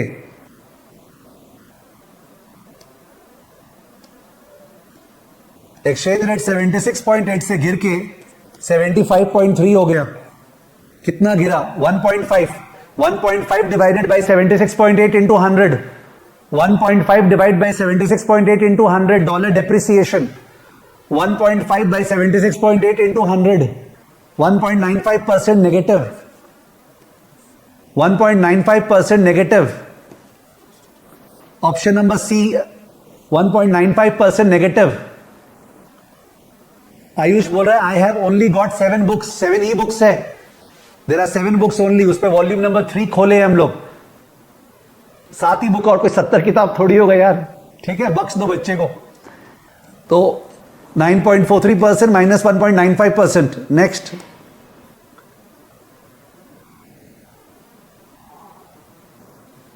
ओके, तो ये क्वेश्चन थे, इस पे स्प्लिटअप का क्वेश्चन, ये अपने स्प्लिटअप अपने कर लें। जैसे आरडीसी क्या होता है? आरडीसी होता है फैक्टर इनटू फैक्टर -1। तो अगर नेगेटिव रिटर्न होते हैं तो फैक्टर 1 रुपया 1 से ज्यादा होता है कि 1 से कम? अगर 1 को लगाएंगे नेगेटिव रिटर्न पे तो कम हो जाएगा ना। तो 100 सोचो, 100 पे 9.43% खोए तो क्या रह गया? 91.57। तो दिस इज 0.9157, नहीं 9057, हाँ, इनटू, वैसे ही 100 पे 1.95% खोए तो कितना रह गया? 98.05, यानी 0.9805। आई होप फीलिंग आ रहा होगा, फैक्टर बनाने में दिक्कत होता है लोगों को, तो 100 से सोचें। फिर से बताऊं सर, 100 पे कोई 9.43% खोया तो क्या बन गया? 90.57, तो 0.9057। सर 100 पे कोई 1.95% खोया तो कितना बन गया? 98.05, तो 0.9805। तो factor into factor -1, of course the whole into 100। बताइए, उदित नारायण बता के खुश हो जाइए। तो -11.2% आना चाहिए, -11.2% आना चाहिए, -11.2% आना चाहिए, -11.2% आना चाहिए। ओके, -11.2%, ओके, -11.2% सुषमा का आ रहा है। उदित चेक कर रहा है डेसिमल, आई थिंक समझ रहा नहीं उससे ठीक से डेसिमल। उदित का भी आ गया 11.19% नेगेटिव, ठीक है, सबका आ गया नेगेटिव 0.1119 समथिंग, यानी -11.2% अप्रॉक्स, ठीक है ना। ओके, बहुत अच्छे। तो एक बार समराइज करते हैं, अभी तक क्या सीखे। लिखो, समरी ऑफ द अबव।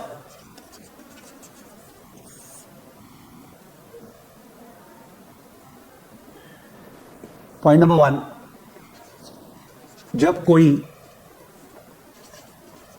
दूसरे कंट्री के स्टॉक में पैसा लगाता है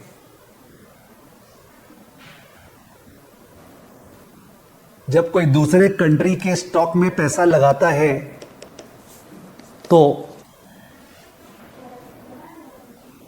वो actually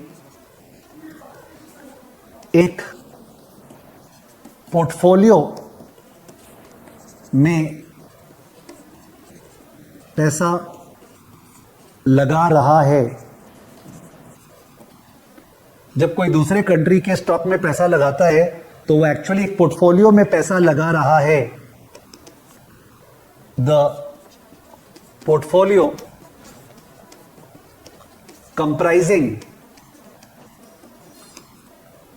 the stock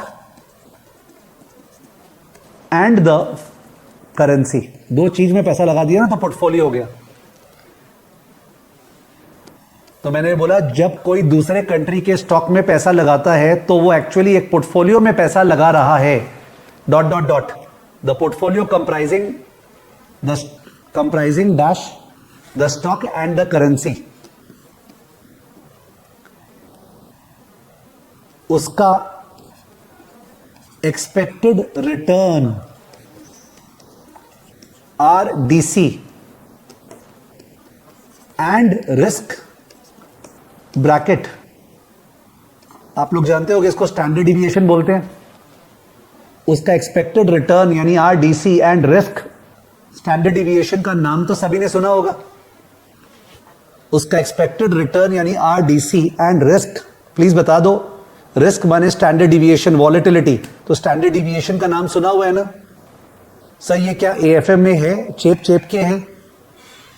in fact CA inter में पहले जो लोग कैबच किए थे उन लोग के भी था रिस्क एनालिसिस जब था.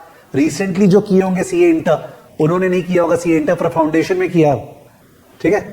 तो उनका expected return and risk depend करता है on stock on currency. On stock and on currency. ठीक है. तो ये अपने सीखे हैं. इसमें जो स्टैंडर्ड डिविएशन वाला पार्ट है ना वो देख के घबराओगे कि सर ने कराया नहीं. ये वाला पार्ट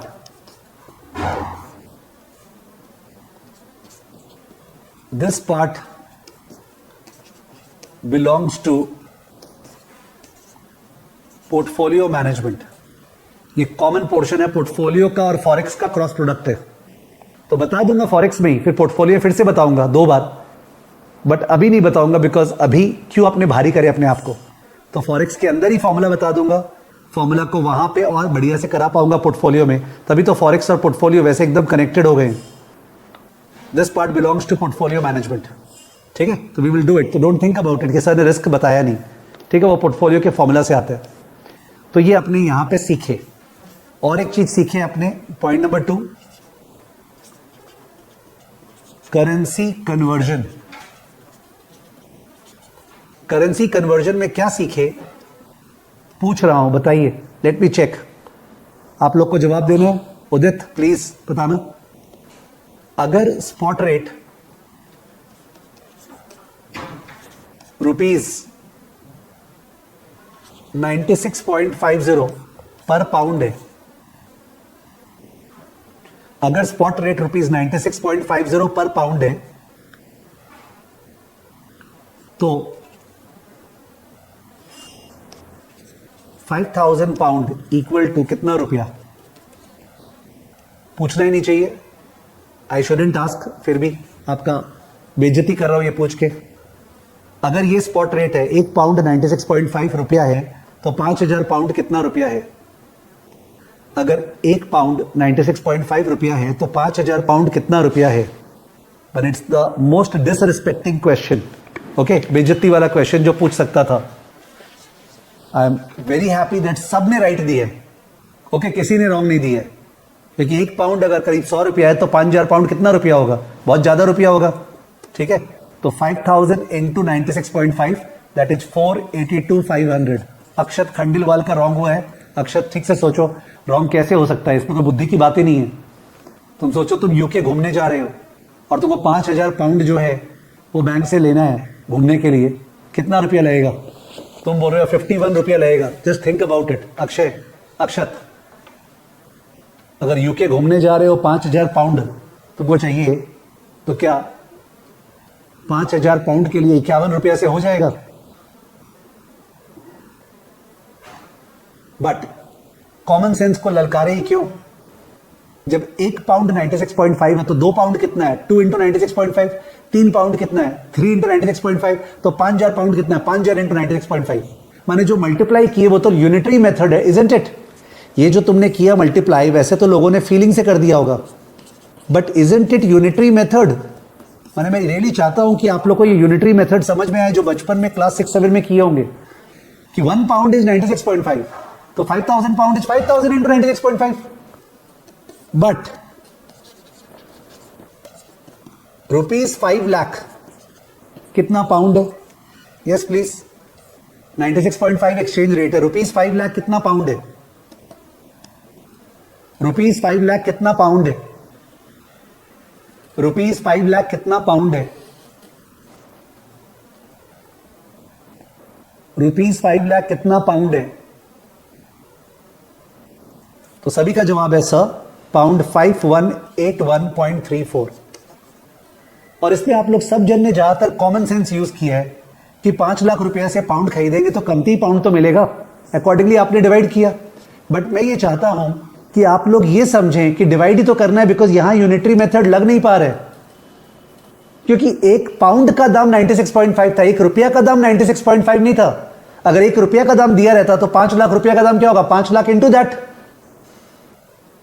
मैंने काश ये समझ में आए कि यूनिटरी मेथड लग नहीं पा रहा है, बिकॉज ये दाम तो पाउंड का है 96.5 और 5 लाख तो रुपया है। और एक ट्राई करते हैं, अनदर एग्जाम्पल। चलो let's see.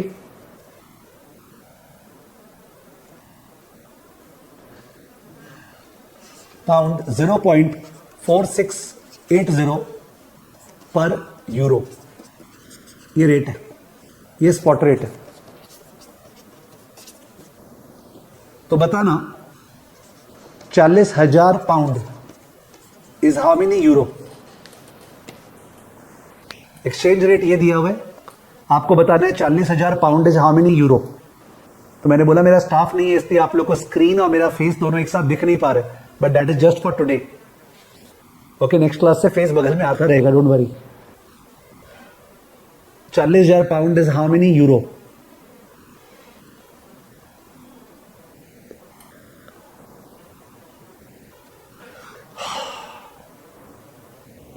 Very good Payal, very good Piyasi. Rajdeep आपका रॉन्ग हो गया, नहीं, पायल और पियासी दोनों का रॉन्ग है, इनफैक्ट सॉरी मैं देखा नहीं, पायल पियासी दोनों का रॉन्ग था।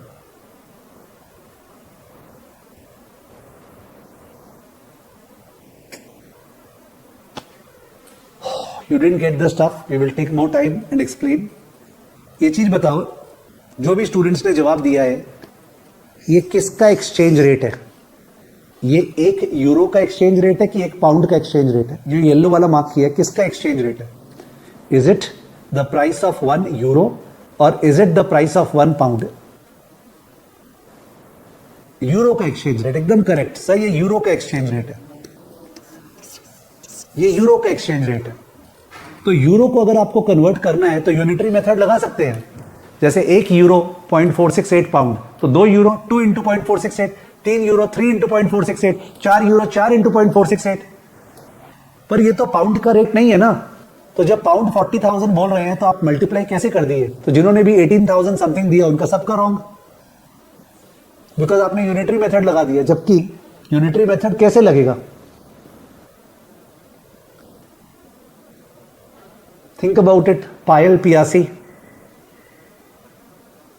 एक तो सीए स्टूडेंट्स क्या होते हैं, सिंस अपने नंबर्स पसंद है ना, तो 40,000 बाय 0.4680 तो बहुत गंदा आएगा, जबकि 40,000 इंटू 0.4680 थोड़ा सुंदर आ रहा है, तो सुंदर की तरफ चले जाते हैं अपने, माने फर्स्ट इंप्रेशन वो हो जाता है।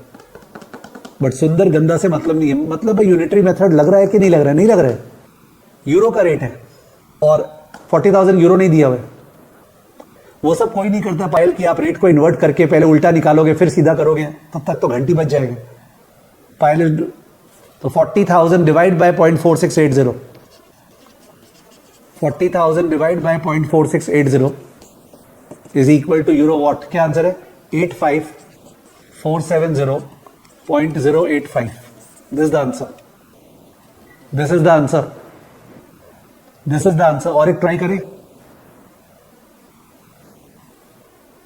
और एक ट्राई करें, आई होप राइट होगा. Let's C.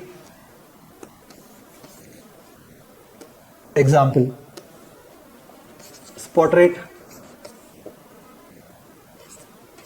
Canadian dollar $1.3220 per Australian dollar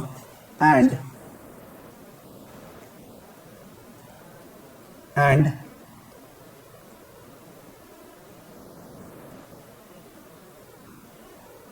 euro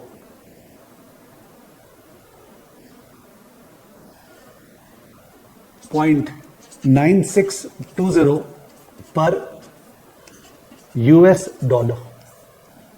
दो रेट है.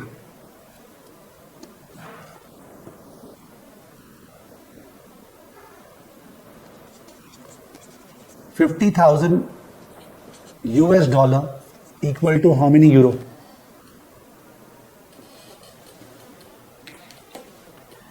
$50,000 equal to how many euro?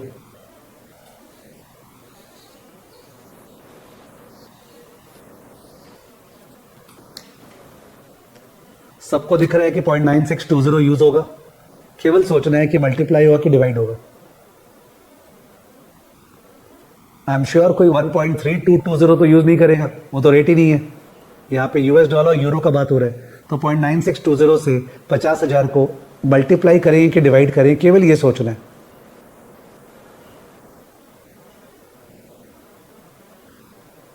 %80 answers correct है, 20% अभी भी रॉन्ग है. फिर से सोचने का तरीका, ये जो रेट है किसका रेट है? This is the rate of 1 euro और the rate of 1 US dollar. ये रेट किसका रेट है? This is the rate of 1 euro या 1 US डॉलर? US डॉलर का रेट है. बहुत अच्छे सर, ये US डॉलर का रेट है. तो अगर US डॉलर अपने कन्वर्ट कर रहे हैं तब तो मल्टीप्लाई होगा. एक यूनिटरी मेथड अलाउड है. देख लो ना, ये था तो US डॉलर.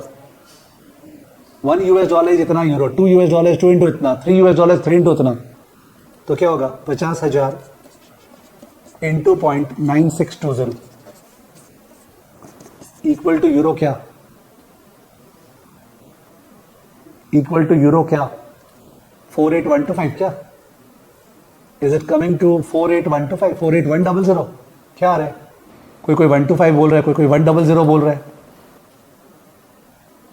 यस प्लीज बताइए. Yes please.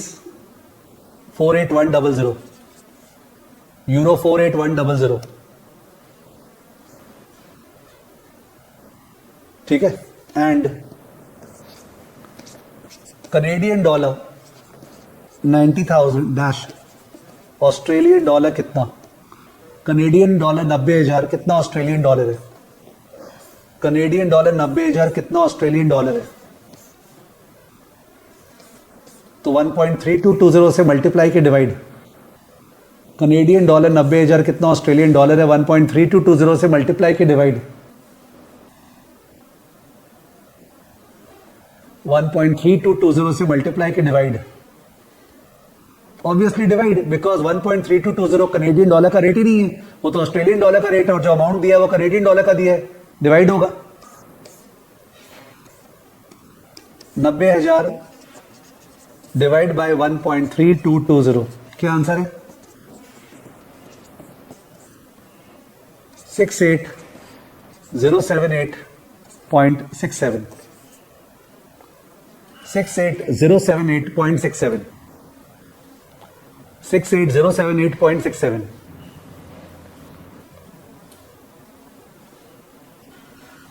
तो इससे क्या समझ में आता है? इससे ये समझ में आता है कि सर लिखिए, ज्ञान exchange rate, it is the price of one currency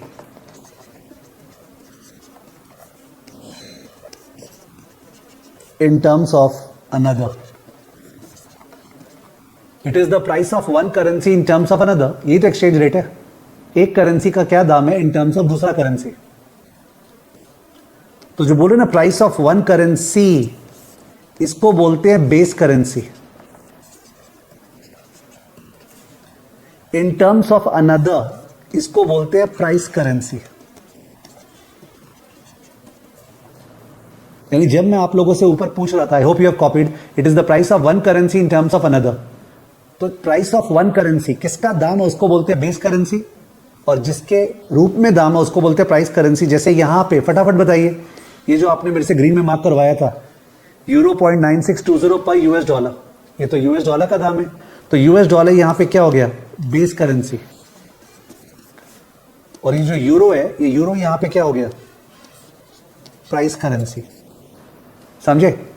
यहां पे ये जो ऑस्ट्रेलियन डॉलर है ये क्या हो गया, बेस करेंसी. यहां पे जो कनेडियन डॉलर है ये क्या हुआ, प्राइस करेंसी.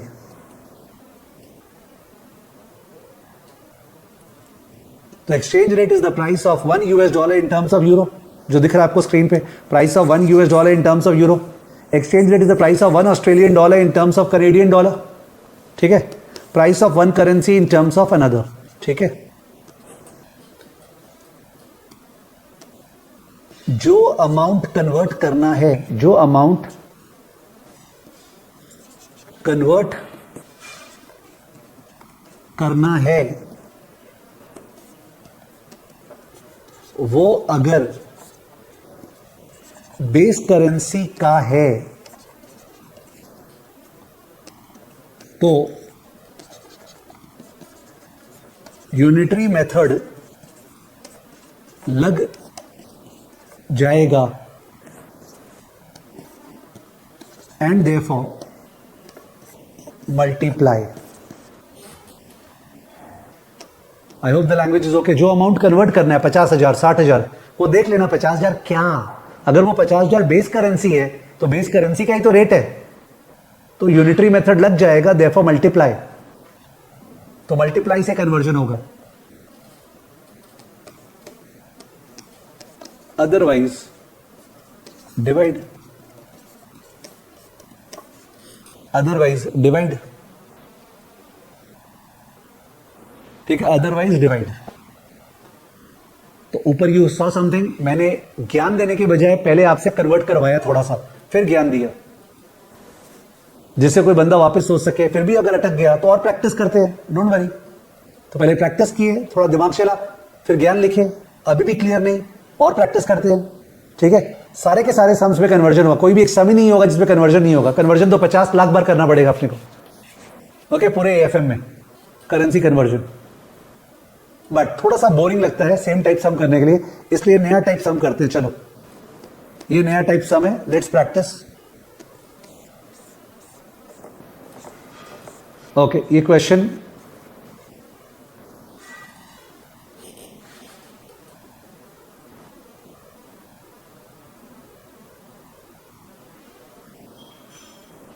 आयुष बुक जो मार्क नहीं है वो अपने 2 मिनट बाद बात कर लेंगे. ठीक है ना. बोले ना सारा का सारा लॉजिस्टिक इश्यू अपने बाद में बात कर लेते हैं. अब एक बार प्लीज यहां ध्यान दे दो. Sam is planning a trip to South America and Europe with his family. He has $8,000 in his savings account. तो इससे समझ में आ रहा है सैम जो है ना, वो अंकल सैम यानी यूएस का पर्सन है. उसके पास खुद के पास $8,000 है. साउथ अमेरिका यानी ब्राजील टाइप में जाएगा लगता है, और यूरोप जाएगा, देखते हैं कौन सी कंट्री में. And wants to know how much he needs to borrow to pay for his expenses in each country. So Sam is planning a trip to South America and Europe with his family. He has $8,000 in savings account and wants to know how much he needs to borrow to pay for his expenses in each country. The countries Sam is visiting and their estimated expenses in local currency are: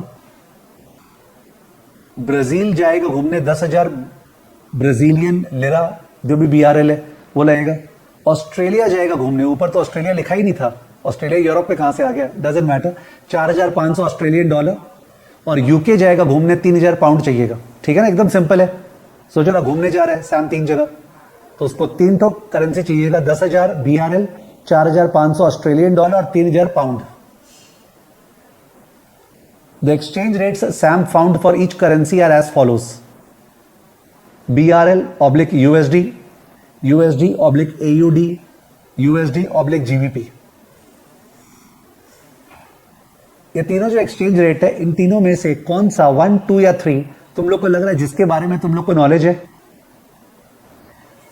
first वाला या second वाला या third वाला, कौन सा exchange rate है जिसके बारे में आदमी बोलेगा कि सर मेरे को थोड़ा नॉलेज है? फर्स्ट वाला, सेकंड वाला, थर्ड वाला, कौन सा एक्सचेंज रेट है जिसके बारे में आप बोलोगे कि शायद मेरे को थोड़ा नॉलेज है? मैं तो सरप्राइज हूं, आई थिंक आप लोग को थर्ड वाला बोलना चाहिए था, क्योंकि अपने सब जन नॉर्मली इंडिया में जानते हैं कि $1 करीब 80-84 होता है, और £1 तो ज्यादा होता है ना, 90, 95, 100। $1 जो है, इंडिया वाइज बात कर रहा हूं, वो करीब 80-84 होता है, पर £1 जो है वो तो 90, 95, 100 वैसे होता है। तो £1 ज्यादा महंगा होता है $1 से। £1 ज्यादा महंगा होता है $1 से। पहले बताओ ये क्लियर है क्या? आई थिंक ज्यादातर लोग ये जानते हैं। 1 मिनट में फुल स्क्रीन पे आया। मैं बोल रहा हूँ $1 तो अभी 80-84 है, और £1 तो हमेशा से ही पाउंड का दाम ज्यादा होता है। ये तो नॉर्मली इंडियंस को पता ही रहता है, आई थिंक, पर ये मानना उचित रहेगा यार। तो पाउंड महंगा होता है डॉलर से, पाउंड महंगा होता है डॉलर से, ठीक है। इस कारण से एक बार तीसरा वाला एक्सचेंज रेट को फिर से देखो। तो तीसरा वाला एक्सचेंज रेट को फिर से देख रहे हैं, तो रेट दिखा 1.35 दिखा, वो रेट 1.35 दिखा, 1 से ज्यादा है, 1 से ज्यादा। तो मैंने बोला डॉलर और पाउंड में से कौन सा महंगा वाला करेंसी होता है? डॉलर और पाउंड में कौन सा महंगा करेंसी होता है? पाउंड ना। तो अगर जो रेट है 1 से ज्यादा दिया हुआ है, तो डेफिनेटली वो पाउंड का दाम है कि £1 is equal to how many $? $1.35। Okay, £1। तो इसको ये जो है ये हो गया £1 इज इक्वल टू $1.35। फर्स्ट वाला क्या हो गया? $1 इज इक्वल टू 0.2 ब्राजीलियन लेरा, और ये वाला $1 is equal to 0.65 $।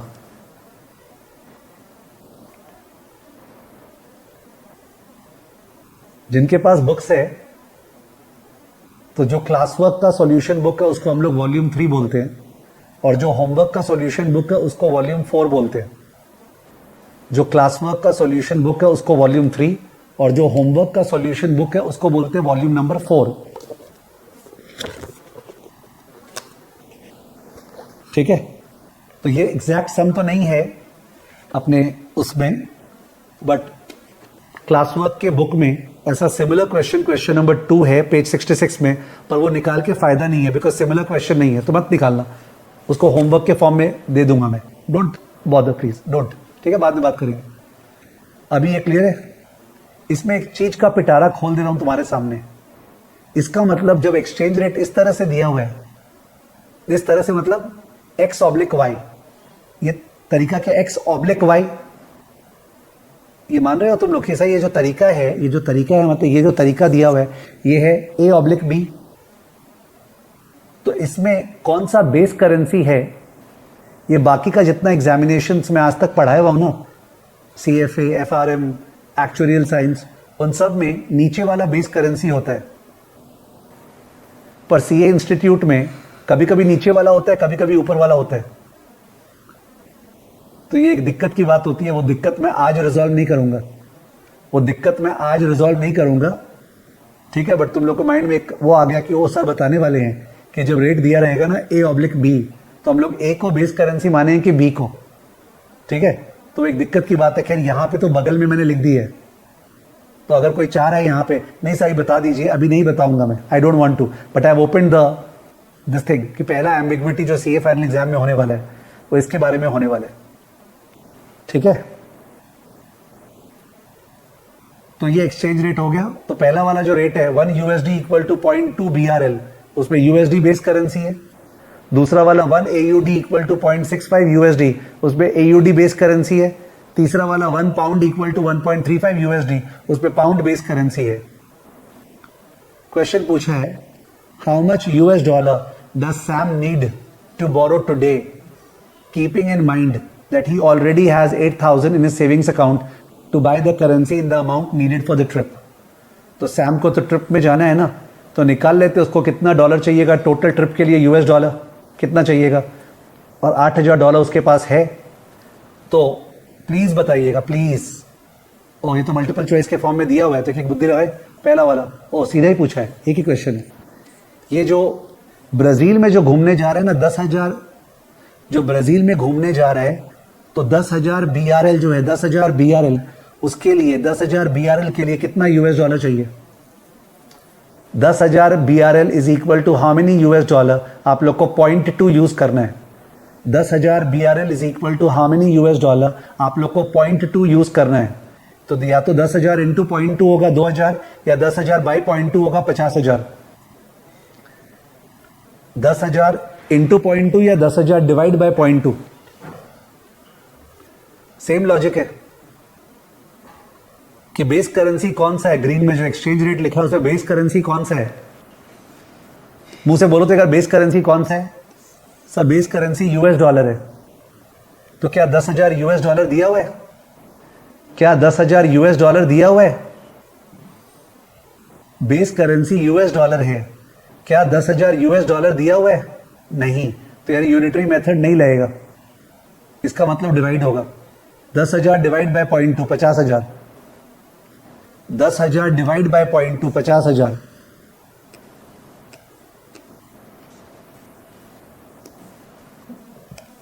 10,000 divide by 0.2,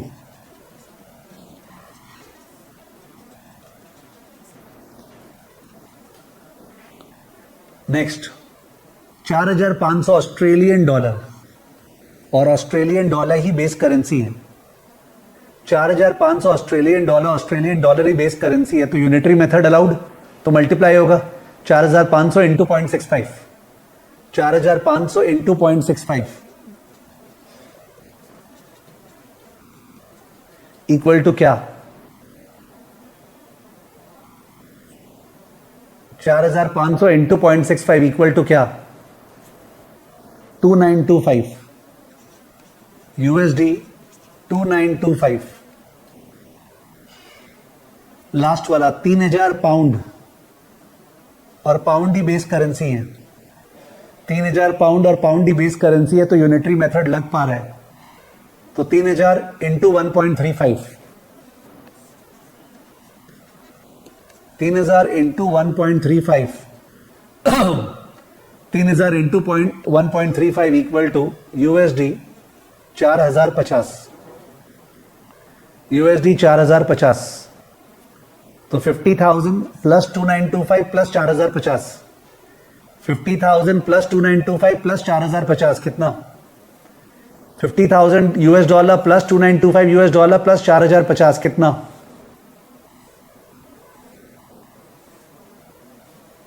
56,975 USD, 56,975 USD, USD मैं डॉलर लिख रहा हूं, डॉलर बने यूएस डॉलर।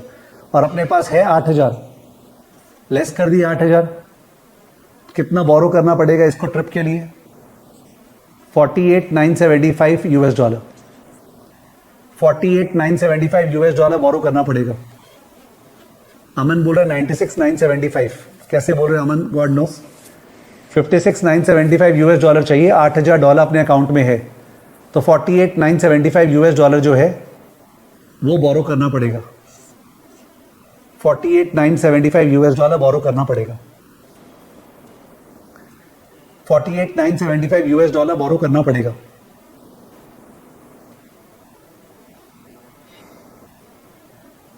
ठीक है। तो एक्सचेंज रेट कन्वर्जन में केवल दो इश्यू है। एक है सर एक्सचेंज रेट दिया रहेगा, और दूसरा है एक अमाउंट दिया रहेगा। एक्सचेंज रेट दिया रहेगा, अमाउंट दिया रहेगा। आप दो ही चीज कर सकते हैं, वो अमाउंट इंटू रेट या अमाउंट डिवाइड बाय रेट। तीसरा है नहीं पॉसिबल। अमाउंट इंटू या अमाउंट डिवाइड, केवल सोचना है इंटू या डिवाइड कब। तो जो रेट दिया रहेगा वो चेक कर लेना, उसमें बेस करेंसी कौन सा है। क्या अमाउंट उसी का है तो मल्टीप्लाई, अमाउंट उसका नहीं है तो डिवाइड। बहुत प्रैक्टिस होगा, don't worry, there will be abundant practice, unlimited practice होगा। But if you ask me, sir ये लास्ट वाला क्वेश्चन जो आपने कराया सैम वाला, क्या ऐसा क्वेश्चन एग्जाम में आता है? नहीं आता है। आने को तो कुछ भी आ सकता है, पर एग्जाम में नहीं आता है। क्यों? क्योंकि सीए इंस्टीट्यूट एक्सपेक्ट कर रहे हैं आप फ्यूचर में सीए बनने के बाद मे बी एक ऐसे कंपनी में काम करोगे जो कंपनी का एक्सपोर्ट इंपोर्ट या फॉरेन बोरोइंग फॉरेन इन्वेस्टमेंट का बिजनेस है। तो अकॉर्डिंगली ये लोग वैसा सम देंगे जिसमें एक्सपोर्ट है, इंपोर्ट है, फॉरेन इन्वेस्टमेंट है, फॉरेन बोरोइंग है, इंटरनेशनल प्रोजेक्ट है। ये लोग ऐसे सैम घूमने जा रहा है का सम नहीं देंगे, ठीक है?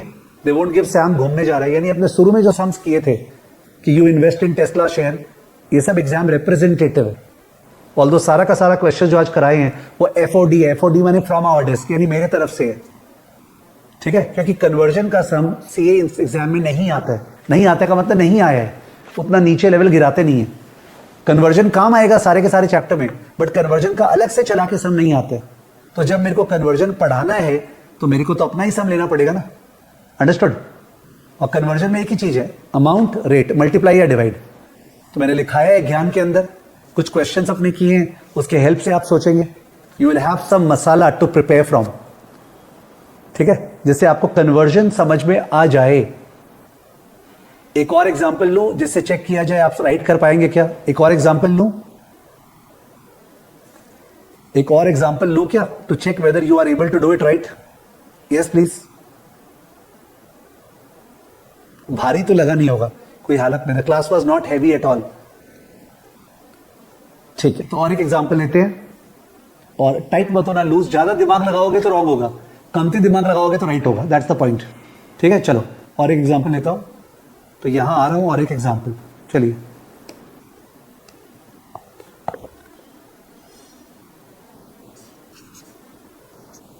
Mister Alan from London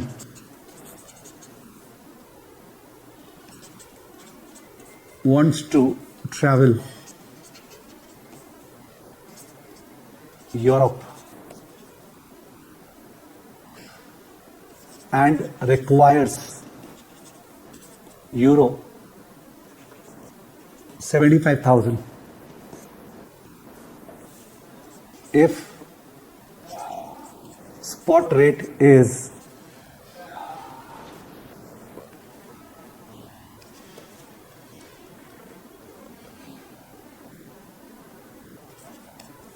pound 0.4520 per euro, comma, how much pound required?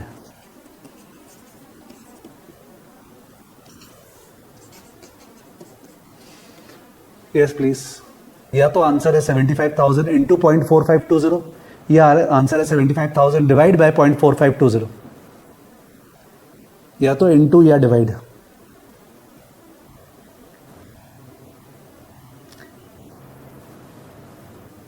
Very good, सबका राइट जा रहा है अभी तक जो जवाब दिए हैं।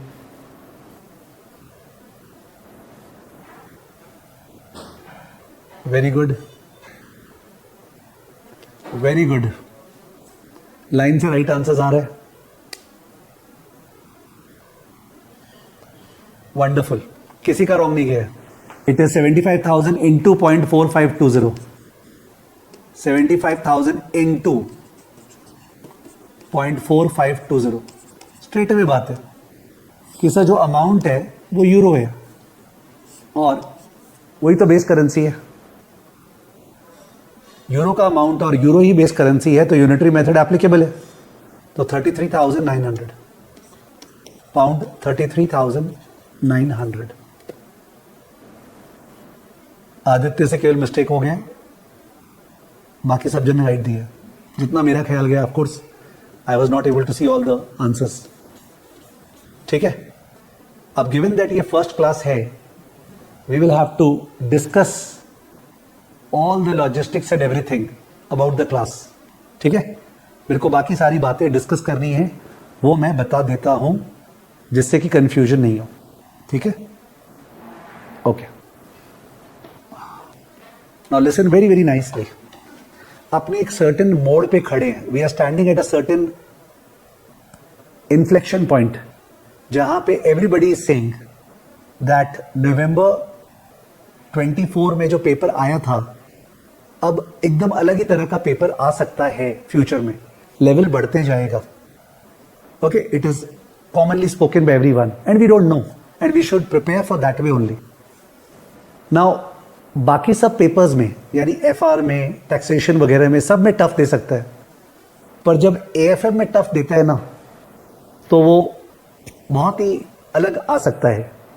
तो इसको प्रिपेयर करने के लिए, गिवन दैट स्टूडेंट्स हुआ है, लोगों ने बोला है यहाँ पे मई 27 में ड्यू है, ऐसे भी स्टूडेंट्स है जिनका मई 27 में ड्यू है, नवंबर 27 में ड्यू है, नवंबर 26 में ड्यू है. हो सकता है किसी का मई 25 में हो, किसी का नवंबर 25 में हो, but I have to see the fact that everybody is there and उनको प्रिपेयर करना है. तो in that case how do we go about का तरीका यह है कि पहली बात है, जिनका बाद में एग्जाम ड्यू है, नवंबर 26 या मई 27, उन स्टूडेंट्स को कम से कम 2 सब्जेक्ट्स की क्लासेस साथ में लगानी चाहिए. I am telling you the overall advice. उनको कम से कम 2 सब्जेक्ट्स की क्लास साथ में लगानी चाहिए, से FR plus AFM. And you can't question me on this, because मैं तो ना एफआर पढ़ाता हूं, ना हमारे एसएससीआई में एफआर का कोई प्रोडक्ट है. ठीक है, because we are not a market place, केवल मेरा ही प्रोडक्ट है. ठीक है, तो मैं इसलिए नहीं बोल रहा हूं कि एफआर आपका कोई सेल हो जाए. तो अकॉर्डिंगली आपको कोई 2 सब्जेक्ट का क्लासेस साथ में लेना चाहिए. इनफैक्ट अगर आपका जल्दी ड्यू है तो इनफैक्ट 3, बिकॉज एएफएम की वजह से प्रेशर होगा नहीं. एएफएम की वजह से कोई प्रेशर नहीं है. ठीक है, आप अगर 2 सब्जेक्ट या 3 सब्जेक्ट का क्लासेस, 2 या 3, वो डिपेंड करता है उन सब्जेक्ट का क्या प्रेशर रहेगा आपका. ठीक है, तो मैं एक बार बात कर रहा हूं उन लोग का जिनका बाद में ड्यू है, जिनका 2026 में ड्यू है या 2027 में ड्यू, उनकी बात कर रहा हूं. उनको 2 सब्जेक्ट से स्टार्ट या 3 सब्जेक्ट से स्टार्ट करना चाहिए. मे भी 2 सब्जेक्ट अगर 27 में ड्यू है या नवंबर 26 में है, अगर मई 26 में है तो 3 सब्जेक्ट से स्टार्ट कर दो. Depending upon the pressure you can take articleship and all that. AFM जो है वो अपना 2 टॉपिक साथ में चलेगा, फॉरेक्स एंड पोर्टफोलियो. 2 टॉपिक साथ में चलेगा, फॉरेक्स एंड पोर्टफोलियो, बिकॉज एक टॉपिक बोरिंग हो जाता है करना, प्लस दोनों में काफी ओवरलैप है. फॉरेक्स में अगर नंबर्स है 50,000 60,000 जैसा आपने देखा, तो पोर्टफोलियो में जो है उसमें सिंबल्स है, स्टैटिस्टिक्स है, स्टैंडर्ड डिविएशन, कोरिलेशन, रिग्रेशन, अलग तरह का है पोर्टफोलियो. तो अकॉर्डिंगली, और दोनों लिंक्ड अप भी है, तो अपने फॉरेक्स और पोर्टफोलियो दोनों एक साथ चलाएंगे. ठीक है ना, बट दोनों लाइव क्लासेस में तो कमती स्पीड से होने वाले हैं. 1 क्लास फॉरेक्स का, 1 क्लास पोर्टफोलियो का. ठीक है, तो आपको जब आपने अभी एडमिशन लिया है एसएससीआई में, तो आपको टोटल अपने यूलर्न ऐप पे 3 चीज का एक्सेस दिखेगा. 3 चीज का एक्सेस. एक है प्री रिकॉर्डेड क्लासेस 2025 के लिए, प्री रिकॉर्डेड क्लासेस 2025 के लिए. वो जो प्री रिकॉर्डेड क्लासेस है, पूरा का पूरा सिलेबस 100% कवर्ड है, पूरी क्लासेस रेडी है, there is no issue at all. ठीक है, तो अगर आपका 2025 में ड्यू है तो आपको दूसरे टॉपिक स्टार्ट कर देने चाहिए. कौन से topics? Bond valuation, advanced capital budgeting, derivatives. ये टॉपिक्स जो आपको मन करे, चाहे बॉन्ड से स्टार्ट कर दो, चाहे एडवांस्ड कैपिटल बजटिंग या डेरिवेटिव्स, तीनों में से कोई भी टॉपिक से स्टार्ट कर दो. बॉन्ड वैल्यूएशन या एडवांस्ड कैपिटल बजटिंग या डेरिवेटिव्स. जिसका पहले एग्जाम ड्यू है, जिसका बाद में एग्जाम ड्यू है, वो आराम से लाइव क्लासेस में धीरे धीरे चलो. At the same time FR वगैरह कुछ और क्लास भी लगा लो. और उसको बहुत ही मन कर रहा है कोई टॉपिक स्टार्ट करने का, तो साथ में डेरिवेटिव स्टार्ट कर दो, मजा आ जाएगा. कॉल पुट वगैरह में क्लासेस ब्रिलियंट है, क्लासेस में कोई भी प्रॉब्लम नहीं है. ठीक है ना. अकॉर्डिंगली ये तरीका होगा आपका करने का, जिससे कि आप आर्टिकलशिप कर रहे हैं, एएफएम प्रेशराइजिंग भी नहीं है, एट द सेम टाइम आपका आइडल टाइम भी नहीं है.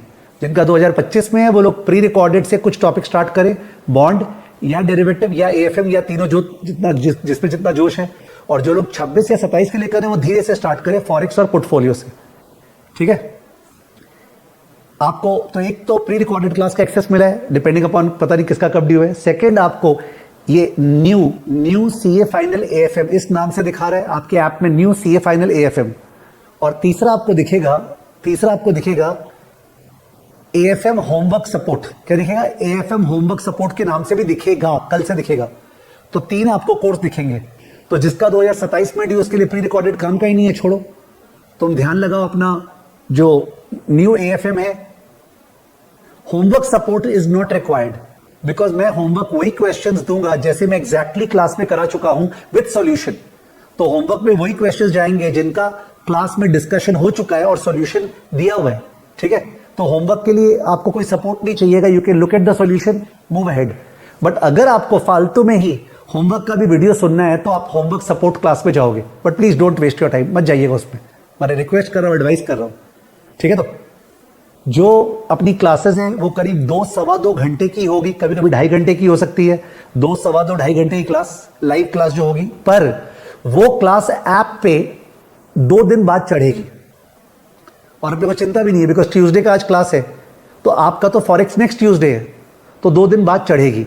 2 दिन बाद क्यों? बिकॉज इस क्लास में जहां पे भी समय वेस्ट हुआ है ना फालतू का, जहां पे भी समय वेस्ट हुआ है मैं उसको हटाऊंगा और उसको ऑप्टिमाइज करूंगा, जिसपे ऐप पे वो क्लास आपको करीबन दिखेगी से 20 मिनट कम, 25 मिनट कम की क्लास। ओके, इससे 2.25 घंटे की क्लास थी तो 2 घंटे की दिखेगी, 2 घंटे की क्लास थी तो 1.25 घंटे की दिखेगी ऐप पे आपको क्लास। बिकॉज वो जो अननेसेसरी पार्ट ड्रैग था ना वो मैंने हटा दिया। सो जो कर रहा है उसको एकदम क्लीन किल वही काम का दिखे जो काम का है, ठीक है। तो 2 दिन बाद चढ़ेगी बिकॉज मैं उसको एडिट करूंगा, ठीक है, बैठ के एडिट कराऊंगा। और वैसे ही पोर्टफोलियो अपने थर्सडे करेंगे तो फिर सैटरडे को पोर्टफोलियो चढ़ जाएगा। तो अकॉर्डिंगली आप लाइव अटेंड करोगे या फिर आप बाद में करोगे, फर्क नहीं पड़ता है, वो आपका मन। ऑफ कोर्स मैं तो लव करूंगा कि आप लाइव क्लास करो, जिससे मेरे को भी वो मिले, but I am too matured for that, ठीक है। तो मेरे को आदत है, हजारों स्टूडेंट ज्वाइन करते हैं और लाइव 50, 100, 120 यही कोरम होता है। So we can live with that, there is no issue with it at all. So this is how it will run. Total में 7 बुक्स है जो आपको दी गई है, जिनमें से जो क्लास वर्क का सॉल्यूशन और होमवर्क का सॉल्यूशन है उनका नाम वॉल्यूम 3 और वॉल्यूम 4 होना चाहिए था, मिस हो गया नाम, ठीक है। बाकी का नंबरिंग किया हुआ है, क्लास वर्क का सॉल्यूशन बुक वॉल्यूम 3 है, होमवर्क का सॉल्यूशन बुक वॉल्यूम 4 है।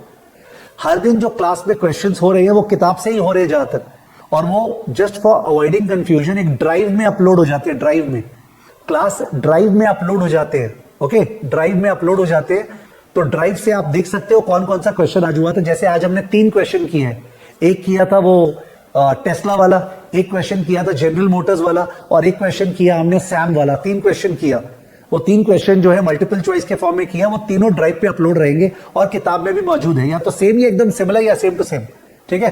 तो आपको सिमिलर सब भी दिख जाएगा, आप ड्राइव को डेफिनेटली विजिट कर लेना, ठीक है। तो this is how it will happen. And जो टोटल नंबर ऑफ आवर्स है जो यूलन ऐप पे अपलोड होगा, क्लासेस ऐप पे जो अपलोड होगी, मेरे को लगता है करीब 250 से 280 आवर्स करीब लगेंगे, 250 से 280 आवर्स। ओके, जो ऐप पे अपलोड होगी क्लास, ये फ्रेश लाइव वाली क्लास शॉर्ट होके जो अपलोड होगी, 250 से 280 आवर्स करीब लगेंगे, ठीक है। बट अगर ये लाइव क्लास का आवर्स ले तो उसका 300-310 होगा, बिकॉज वो तो सब छोटा किया हुआ रहेगा ना। जैसे आज मैं जब समझा रहा था इसको, किसको, उदित को, कुछ प्रूफ दे रहा था, प्रूफ वाला पार्ट ऑब्वियसली फालतू का ऐप में डालेंगे नहीं, बिकॉज वो कोई काम का नहीं है। काम की चीज कट टू कट जो है वो ऐप पे डाली जाएगी, ठीक है। सो this is how it will happen. And आपको 18 मंथ्स का एक्सेस है कोर्स का, 18 मंथ्स का you have the access to the course, ठीक है। जो लोग हायर पैकेज सब्सक्राइब किए हैं जैसे प्लैटिनम प्लस, उनको क्लास का ऑडियो समरी भी दिया जाएगा।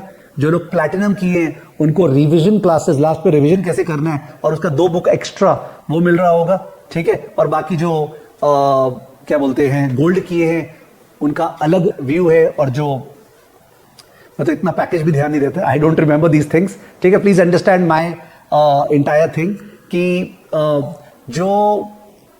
मैं हूं, मैं सीए फाइनल पढ़ा रहा हूं, ठीक है, ट्यूसडे और थर्सडे। मैं सीए इंटर पढ़ा रहा हूं मंडे और वेडनेसडे इसी समय। मैं सीएफए लेवल 1 पढ़ा रहा हूं, मैं सीएफए लेवल 2 पढ़ा रहा हूं, मैं सीएफए लेवल 3 पढ़ा रहा हूं, मैं स्टॉक मार्केट कोर्सेज करा रहा हूं, खुद मार्केट्स पे पार्टिसिपेट कर रहा हूं। तो मैं इतना ही, this is how I have designed my life, ठीक है। सीए स्टूडेंट से एक अलग तरह का रिलेशन है, बिकॉज उस पर जो डाइवर्सिफिकेशन जो ब्रेन्स मिलता है ना जगह जगह छोटे छोटे टाउन्स में, वो मेरे को हमेशा अट्रैक्ट करता है to be in the CA profession. All the value addition wise पता नहीं सीए इंस्टीट्यूट ज्यादा डायनेमिकली चेंज नहीं करता है, and they don't make it relatable to the real life, but ठीक है, वो जो है सो है। सो आज अपने फॉरेक्स का क्लास 1 किए, अपने पोर्टफोलियो का क्लास 1 के लिए थर्सडे को मिलेंगे, ठीक है। तो क्लासेस में मल्टीपल चॉइस के ऊपर जोरों से फोकस होने वाला है, और जैसा मैंने बोला होमवर्क का जो अलग से एक्सेस मिलेगा उसको प्लीज अवॉइड करना, कोई भी सेंस नहीं है।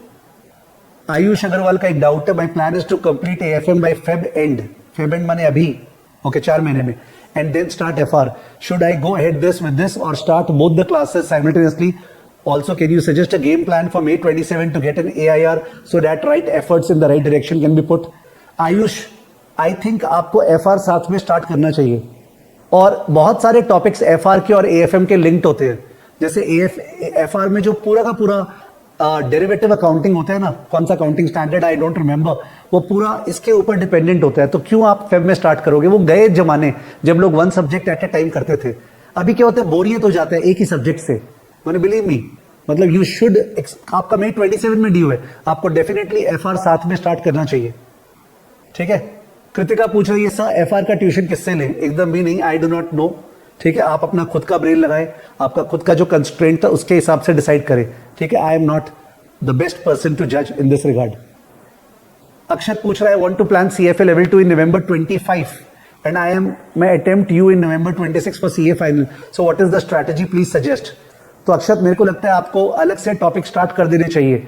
यानी कि जो बॉन्ड वैल्यूएशन है और जो डेरिवेटिव्स है और जो एडवांस कैपिटल बजटिंग है, ये सब अलग से स्टार्ट कर देने चाहिए आपको प्री रिकॉर्डेड से, बिकॉज आपका CFA लेवल 2 बीच में है. तो आप मेरे पेज पे मत जाइएगा, आप मेरे पेज पे मत जाइएगा. उदित बोल रहा है सर फाइनेंशियल इंस्ट्रूमेंट्स का 109 है. ठीक है, कोई प्रॉब्लम नहीं. उदित, आपका आज लेट हो गया था इसलिए शायद शुरू में आपको असुविधा हुआ क्लास से इंटीग्रेट करने में, बट नेक्स्ट क्लास से टाइम पे रहिएगा.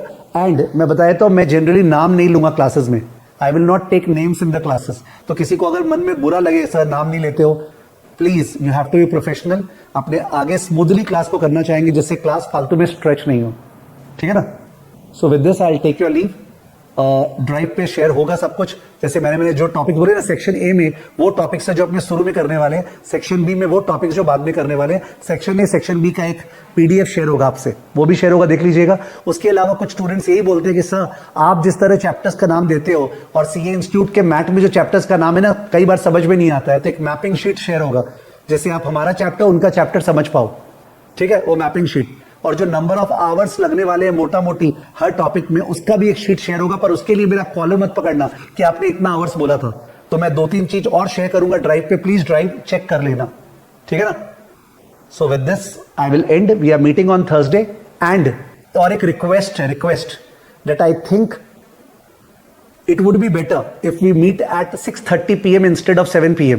और रिक्वेस्ट के माने मैं कर रहा हूं ये चीज क्यों, because 9 PM become very late. फिर क्या होता है 9:15 9:30 तक टनता नहीं है. ऐसे 6:30 करते हैं ना तो 8:30 8:45 तक टन सकता है. तो लेट्स गिव आवरसेल्फ कि 5 मिनट का बीच में ब्रेक लेना हुआ तो वगैरह वो सांस लेने का टाइम मिल जाएगा. तो अपने 6:30 बजे स्टार्ट करेंगे. सारा कम्युनिकेशन टेलीग्राम पे होगा. ओके, सारा कम्युनिकेशन टेलीग्राम पे होगा. आपको चैनल्स में ऐड कर दिया गया होगा, टेलीग्राम चैनल के उसके अंदर ऐड होगा. ठीक है. कोई बोल रहा है नो सर प्लीज यार, जब हम लोग पढ़ाते थे ना face to face batch and all that सारे, तो उस समय 5:30 बजे स्टार्ट होता था अक्षत. 5:30 पे क्लासेस यूज टू स्टार्ट और अभी तो 6:30 है. तो आर्टिकलशिप में कितना तन मन धन देंगे. ठीक है. तो मैंने कोई 6 नहीं बोला, आई सेड 6:30 एकदम मैनेजेबल है. ठीक है, उसको आपको मैनेज करना पड़ेगा बिकॉज थोड़ा सा अपने को अपना ब्रीदिंग विंडो देना पड़ेगा. कभी कभी क्या होता है टॉपिक इतना हैवी हो जाता है कि बीच में 5 मिनट 7 मिनट का ब्रेक चाहिए होता है. वो पूरा स्कोप हट जाता है अगर 7 बजे से करते हैं तो. ठीक है ना. उदित बोला सर फिर तो रेलवे स्टेशन से ही करना पड़ेगा. चलो आज तुम समझ तो गए, नो इश्यूज. जो टेलीग्राम चैनल में एडेड वगैरह नहीं है, मेरे को किस स्टाफ का नंबर याद है बता दूं, वैसे तो आपके मेल पे गया होगा. मैं एक बार नंबर लिख रहा हूं स्क्रीन पे, आप व्हाट्सएप कर दीजिए. अगर आप टेलीग्राम चैनल पे एडेड नहीं है प्लीज व्हाट्सएप कर दीजिएगा कि add me to the Telegram channel. बता रहा हूं कौन सा नंबर पे, जस्ट 1 सेकेंड.